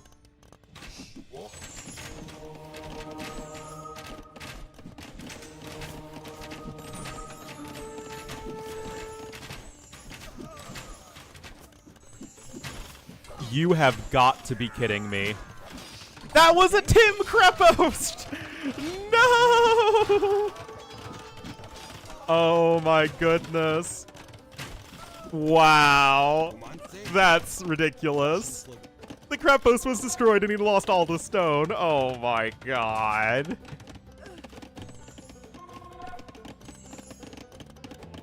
Alright, that wasn't on my bingo card today, I'll be honest. Still, Neon should have continued to take good fights here. He's still almost certainly just fine, but not really what you want. Kind of lose your ability to close out the game right now.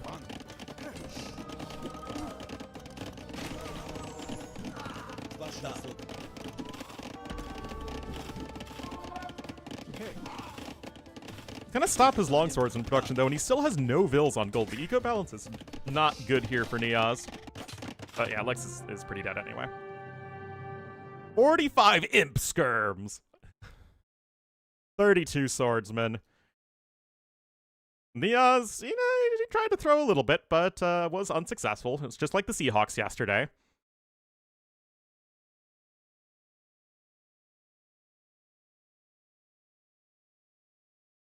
Yeah, well done there for Niaz, and he takes aim number 1.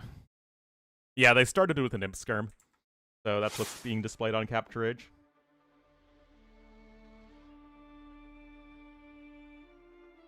Chinese community jargon? I have no idea. Alright, see what game number 2 has in store for us.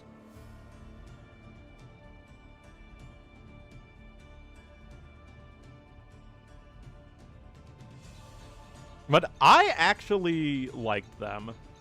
The helmets were great. I feel like they should have been a bit more speckled. Like, the uniforms themselves should have been tan with, like, to get a bit more of that desert vibe. I kind of would have liked that a bit more, I think.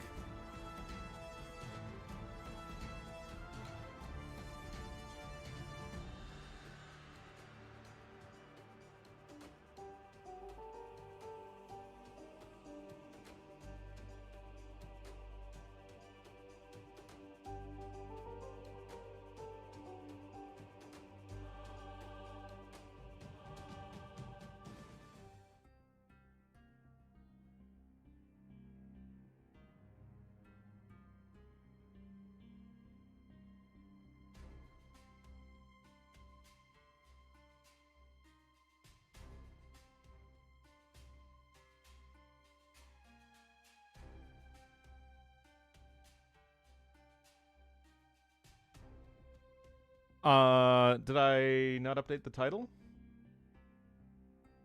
Oh, I didn't update the scoreboard because we just jumped right into the next series. So that happens. It's just not really worth it at this point. Seahawks 90s uniforms? Call me crazy. I like the new Seahawks ones more. With the more metallic-y looking colors as opposed to just like the straight blue and gray. Yeah, I'm crazy like that, I'm afraid.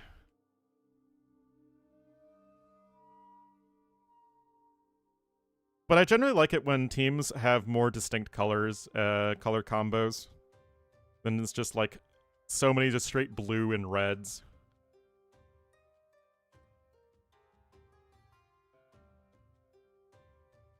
Houston Oilers? The Oilers uniforms are quite good. That's true. I think they still use that for the Titans uniforms sometimes.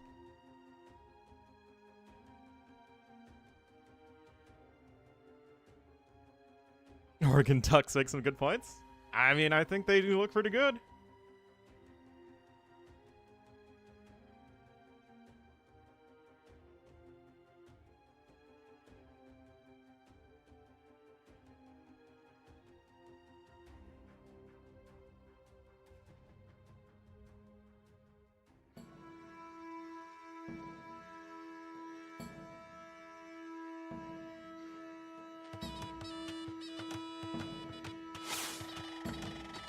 Tennessee kept the Oilers name for a couple years. Yes, they did, but it made no sense. And Tennessee Titans makes a lot more sense with the whole Parthenon thing. Oh, they have the Emperor in a barrel, guys. Oh, wait, we saw this exact same generation with the dirt areas across the river, so it's kind of like a variation of one of the other maps. And a heavy incendiary ship, oh boy. Not exactly known for its oil? Yeah.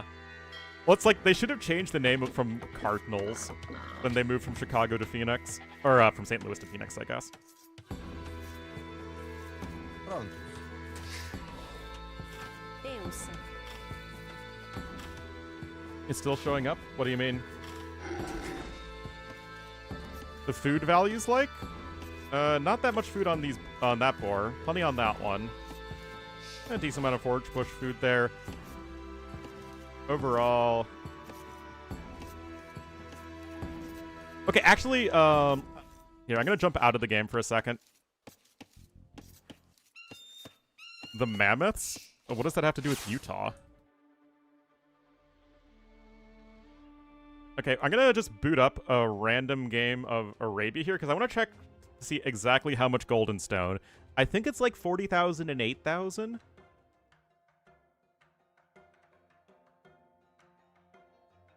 Oh, wow, okay. It's actually 28.8k, so less gold than I even thought. A standard map, okay, a little less than 30,000 gold and 8,400 stone.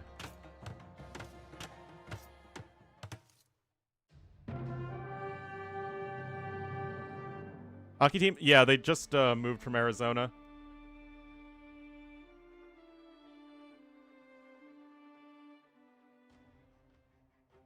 Yeah, the Jurchen theme is quite good. Why on earth you think that Utah will give you a better market than Phoenix? I don't understand the logic behind that.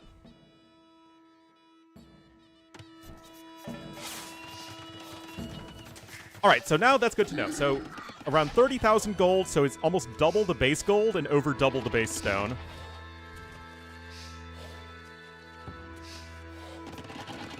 Freezer burns from falling on the ice rip. Alright, so, this map is kind of like Continental. Tatars here for Licks to the southeast, and Romans for Neos to the northwest. Romans generally speaking, going to be the better aggressive civ, but they aren't going to love dealing with Tatar cav archers, especially as the game goes on. And yes, there are docks in each of the corners. Utah Blues? Yeah. Well, the St. Louis Blues is actually still a hockey team. Which I think also started in Tennessee. I know, I always believe that sports team names should reflect on the city or region. No. The docks are always Gaia, so you can trade with them in the late game.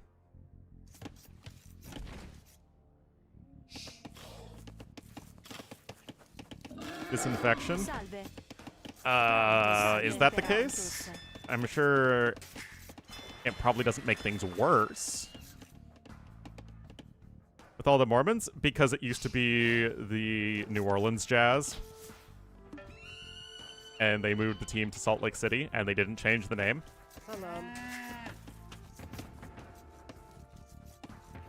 And yes, Utah is like the least jazzy place in America.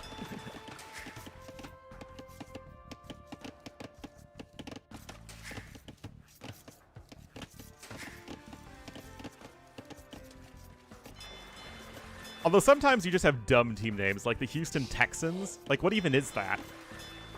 It's like the most boring name possible. I mean, their logo's okay, but it still basically just feels like the Cowboys, but with the bull thingy. Oh, does get the double kill right there. Ooh, nice. It's Texas. Yes, I know it's Texas. This is boring.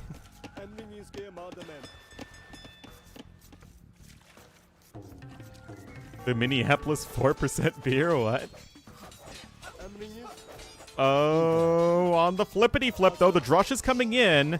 One Vil is going to go down, but both militia are going to die here, thanks to the quick gate.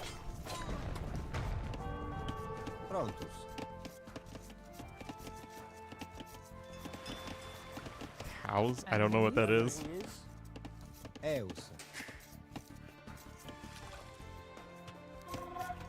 Oh, any green and purple teams? I don't think they really use those that color combo very often.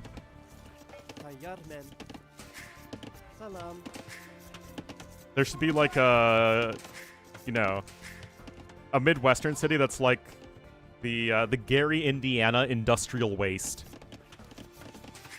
Yeah, Vikings and Ravens both use purple in the NFL.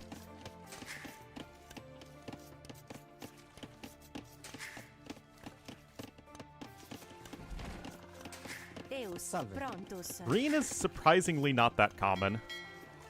The Seahawks use a shade of green. Packers do. The Eagles do.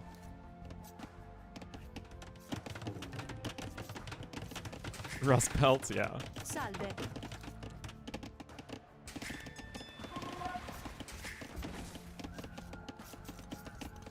Sissy version of rugby? Yeah, it's rugby, but with more teeth remaining overall. Impera. Didn't I say Seahawks? Impera. Yeah, Seahawks, Eagles, Packers. Prontus. But not that many teams. Like, most teams have some version of red or blue. Like, that's the most common color combination by far. Or, like, primary color.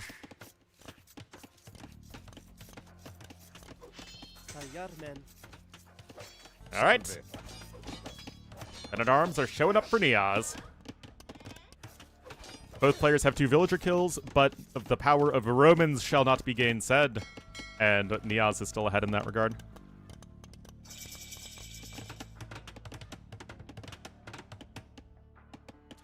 I mean, I played football as a little kid. Like, I played all the sports, but I didn't really stay with it much.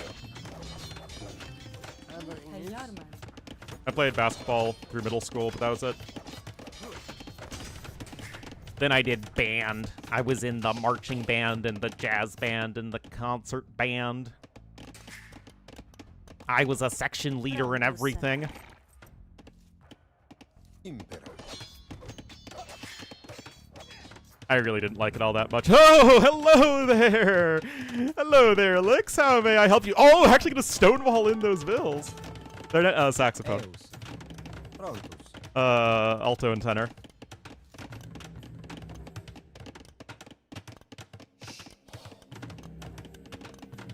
Oh, boy.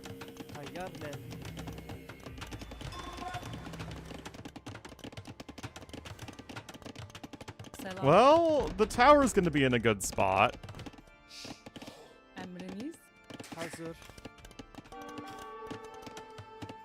Play the sax on stage? Yeah.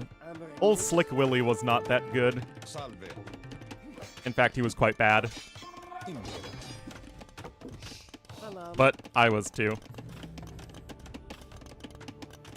But I really just didn't like most of the people there. They all took themselves way too seriously.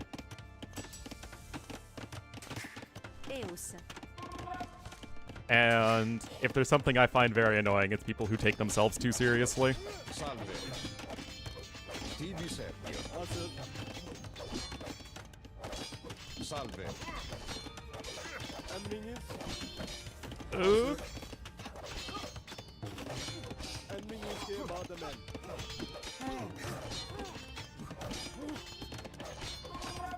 Impera. Well, the men-at-arms, like, they're causing a great disturbance, but they're not killing anything yet. That's the problem, that's also true. Impera. Slightly better than cheerleading? Yeah, I guess. But everyone just acted like they were so important and people really cared.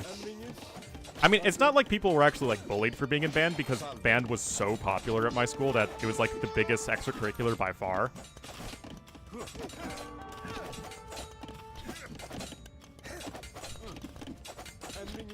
But, I don't know. Oh yeah, you certainly have to be athletic to do cheer, for sure. Tibi Sergio.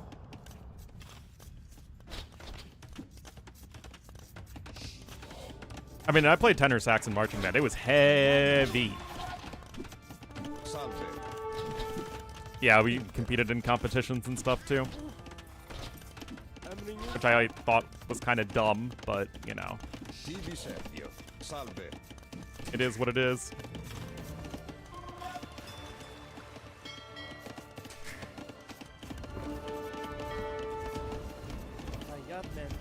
People really got into that. Yeah, I also played piano for a while, but I didn't really enjoy it that much.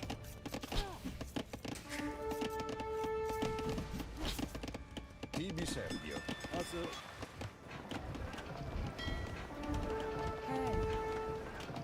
Market coming in. I mean, this just feels like a situation where Lix is getting way too far behind in economy.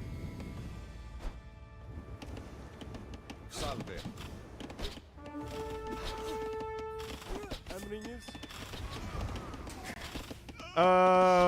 Why are people running their infantry into TCs these days, guys? What the heck? That was very bad for Niaz. He's still probably fine, but that doesn't inspire confidence.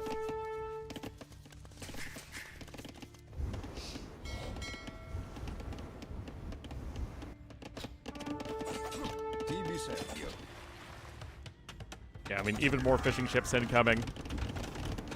Niaz's route to victory in game number 1 was through the fishing eco, and that should still be the same here. Castle Age is on the way, and he will make a likely night switch, and it will be very good. It will be very nice, yes.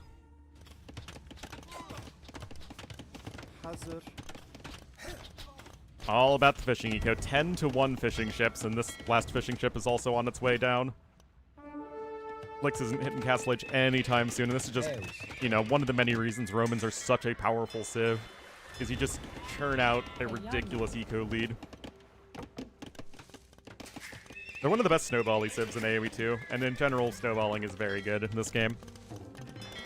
When ahead, get more ahead. Which is funny, because one of the things I liked the most about AoE is that it was less snowbally than StarCraft was, at least back when I played it. It was more about getting incremental advantages over time and more of a back and forth game, as opposed to let's see who can blow up the other's villagers the fastest. Deus. Good day. I actually got really into StarCraft. I mean, I hit Grandmaster once. I was Masters. I was for many, at least like 4 or 5 years. I was captain of my university StarCraft team. Deus. I did the whole kit and caboodle. But then I jumped ship once Caspa pulled out, and it just seemed like StarCraft wasn't really going anywhere, and I just didn't enjoy the game that much. Impera. Like when you win, it would be unsatisfying because it's like, oh wow, it's just a Civ win basically.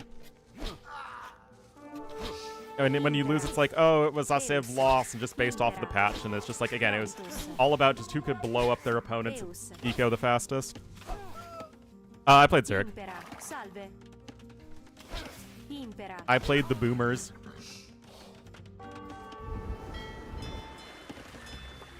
Anyway, those are some good kills there. The issue, though, is that we're going to have knights with +2 defense in here.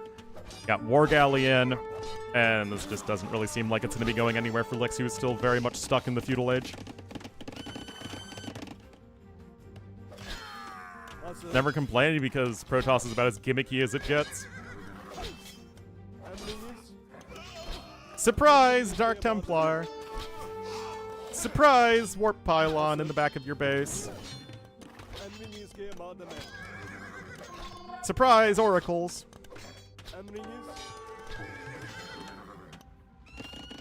Wow, how fun. Both fun and interactive.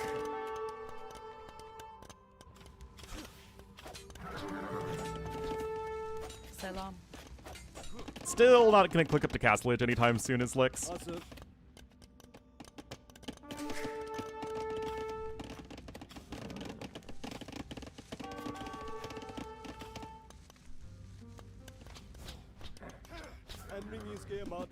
Also, because units stacked on top of each other so much, blast damage, or area of effect damage in StarCraft was just wild. Generally the most, like, annoying stuff to play against was area of effect stuff.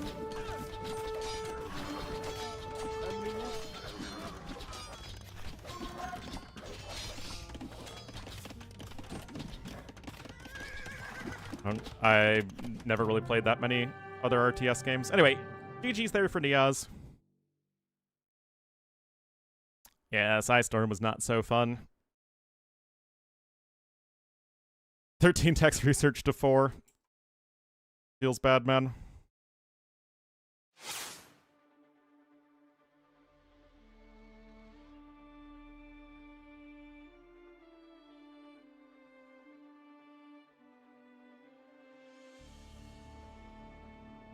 Wait, why does it say 2-0 DauT?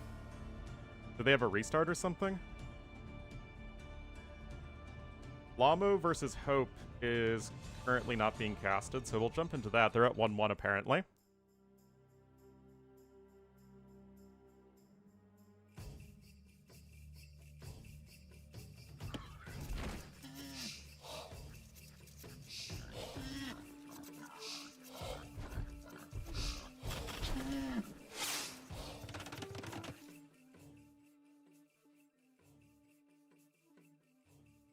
Llammo. Oh boy. Latvia, it's like we're with Klavski's an 8th wonder again. Yeah, so don't know who won which game, doesn't really matter.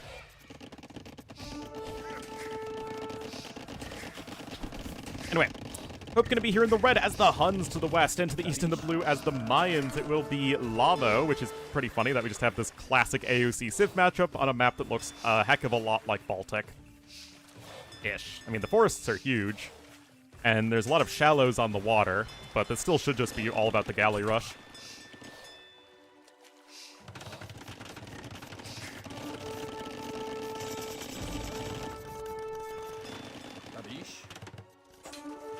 Yes, the Hunnic Eagle Warrior. I mean, yeah, there's still some commonalities between map types. Anyway, oh, okay, beautifully recognized there from Llammo, seeing that despite the docks, his opponent wasn't investing that much in the water, who is instead going for a fast castle. And now you resume the galley production. Yeah, good play there. AOC song, there we go. Lots and lots of fire ships are out there. This is where the demos come in. Oh, I didn't actually check to see how far they were into the game. Still, Hope is able to take back water control here, and is going to start to add in the Fisky Mothers.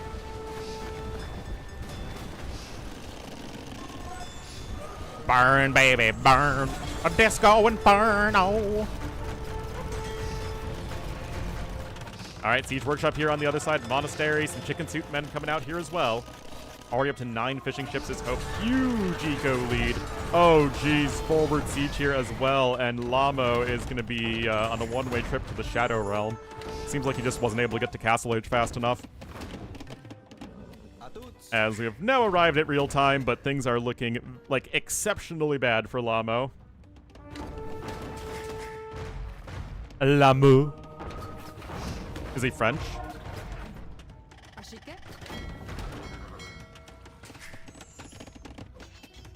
There's a second TC also at the back here for Hope. Now, the score is inflated because of water control, but in this case, it really should be fine. Although there isn't any gold income, I guess, for either player, honestly. Oh, the fox got into the chicken coop. Rip. Llammo. I think gets a couple bills there. Still, 25 villagers killed to 8 is pretty brutal. Oh, the knights are coming in. Oh, that's not going to be enough. That's not going to be enough at all. Insta-kill. Oh, jeez. 82 to 30 pop. Holy cow, is Llammo dead?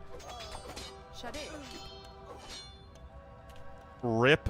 Rip. Rip. 0 army. Less than half the villagers. It is all ogre. Just could not get to Castle Age fast enough. Still slightly overinvested into Navy. The game is over! Alright, so no idea what's going on with the Doubtster.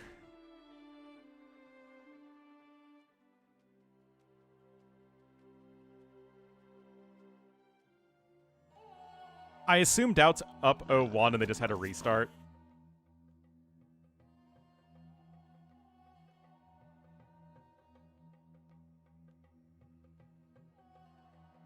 That's my guess, and we're sticking to it.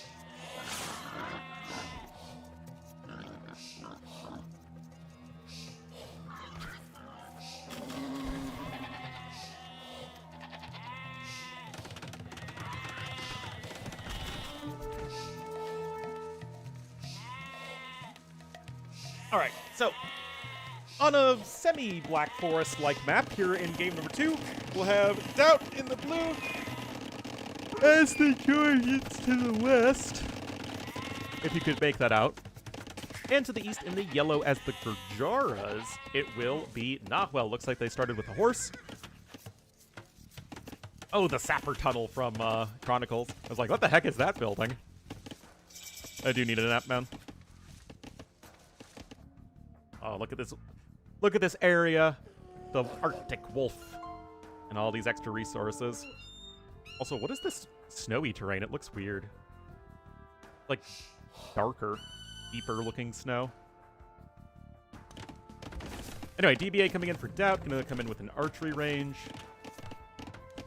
So less gold and stone than a normal map. And considering that some of this gold and stone is literally inaccessible, and as is a relic, there really isn't that much for these guys to play with. Very little stone on those piles. Lots of gold on those, but a little more than half the gold over there. Yeah, DauT is going... not the biggest fan of this opening. Assuming Yellow's going to get this wall in time, which I think he should. But DauT's base... I mean, it is more open than his opponent's, but doesn't really seem like by that significant a margin. Yeah, assuming that that's full-walled, Notwell should be able to pass castle here. Emphasis on should.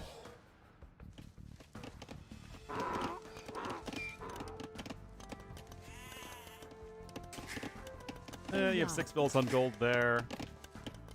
DauT gonna start to apply some pressure with those archers. And here come the bills, so DauT gonna try and keep this aggressive.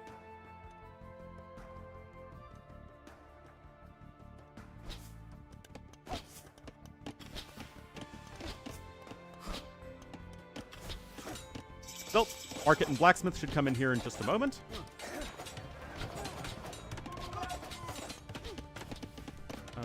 He can't afford the Blacksmith.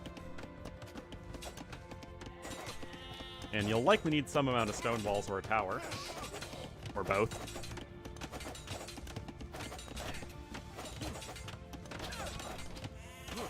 Yeah, flashing coming in for DauT. He is very, very heavily investing into Feudal Age here.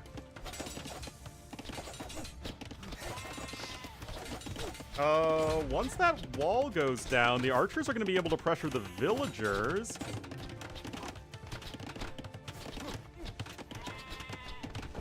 Uh-oh.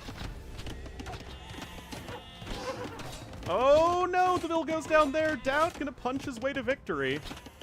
As we know how violent DauT is.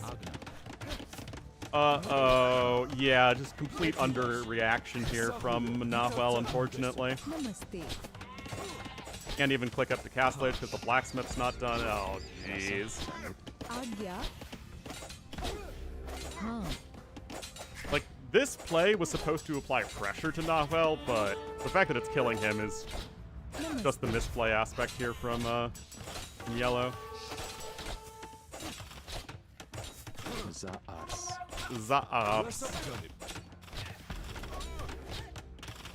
I mean, I guess you're gonna wall in those units, sure, why not, but your eco is completely tumbling. Your timing is super off, those Vils are gonna have a very bad go of things, and it's really unfortunate. It's very unfortunate, unfortunately. Power is gonna go down. That is nothing fancy. Oh, he didn't even have Loom! Oh my goodness, DauT. Wow. Oh man, this looks like my games. Yeah, it's the healing cav that was truly OP here. I don't know, guys. Something tells me that the 13 villagers of Nahuel are going to be insufficient to win this game.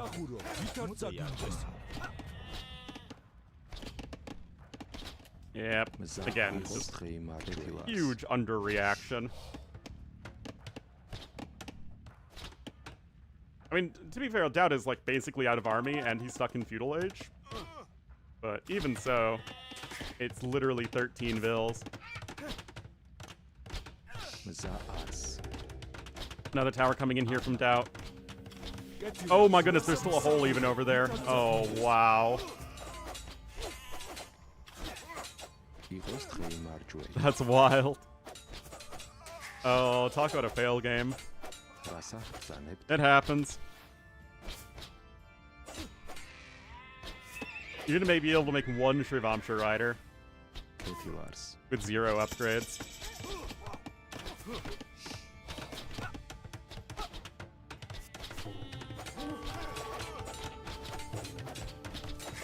Big yikes. Oh, Siege Workshop coming in. Guys, I don't think Nahuel can afford anything from it.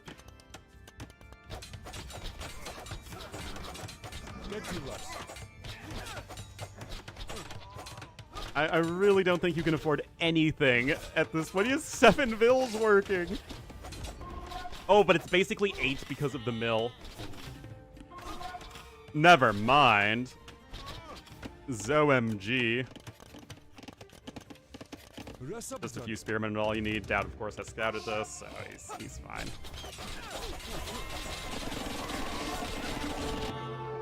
Alright. Kind of catching all of these series right at the end.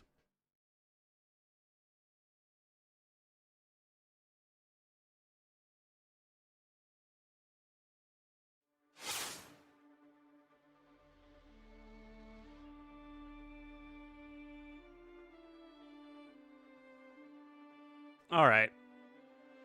So I think that's going to be it for me today, guys. Thanks to everyone who's watching. I will be back on Monday. Like I said, I'm going to be visiting some friends this weekend. But thank you so much, everyone, who's been tuning in. I appreciate it. See you guys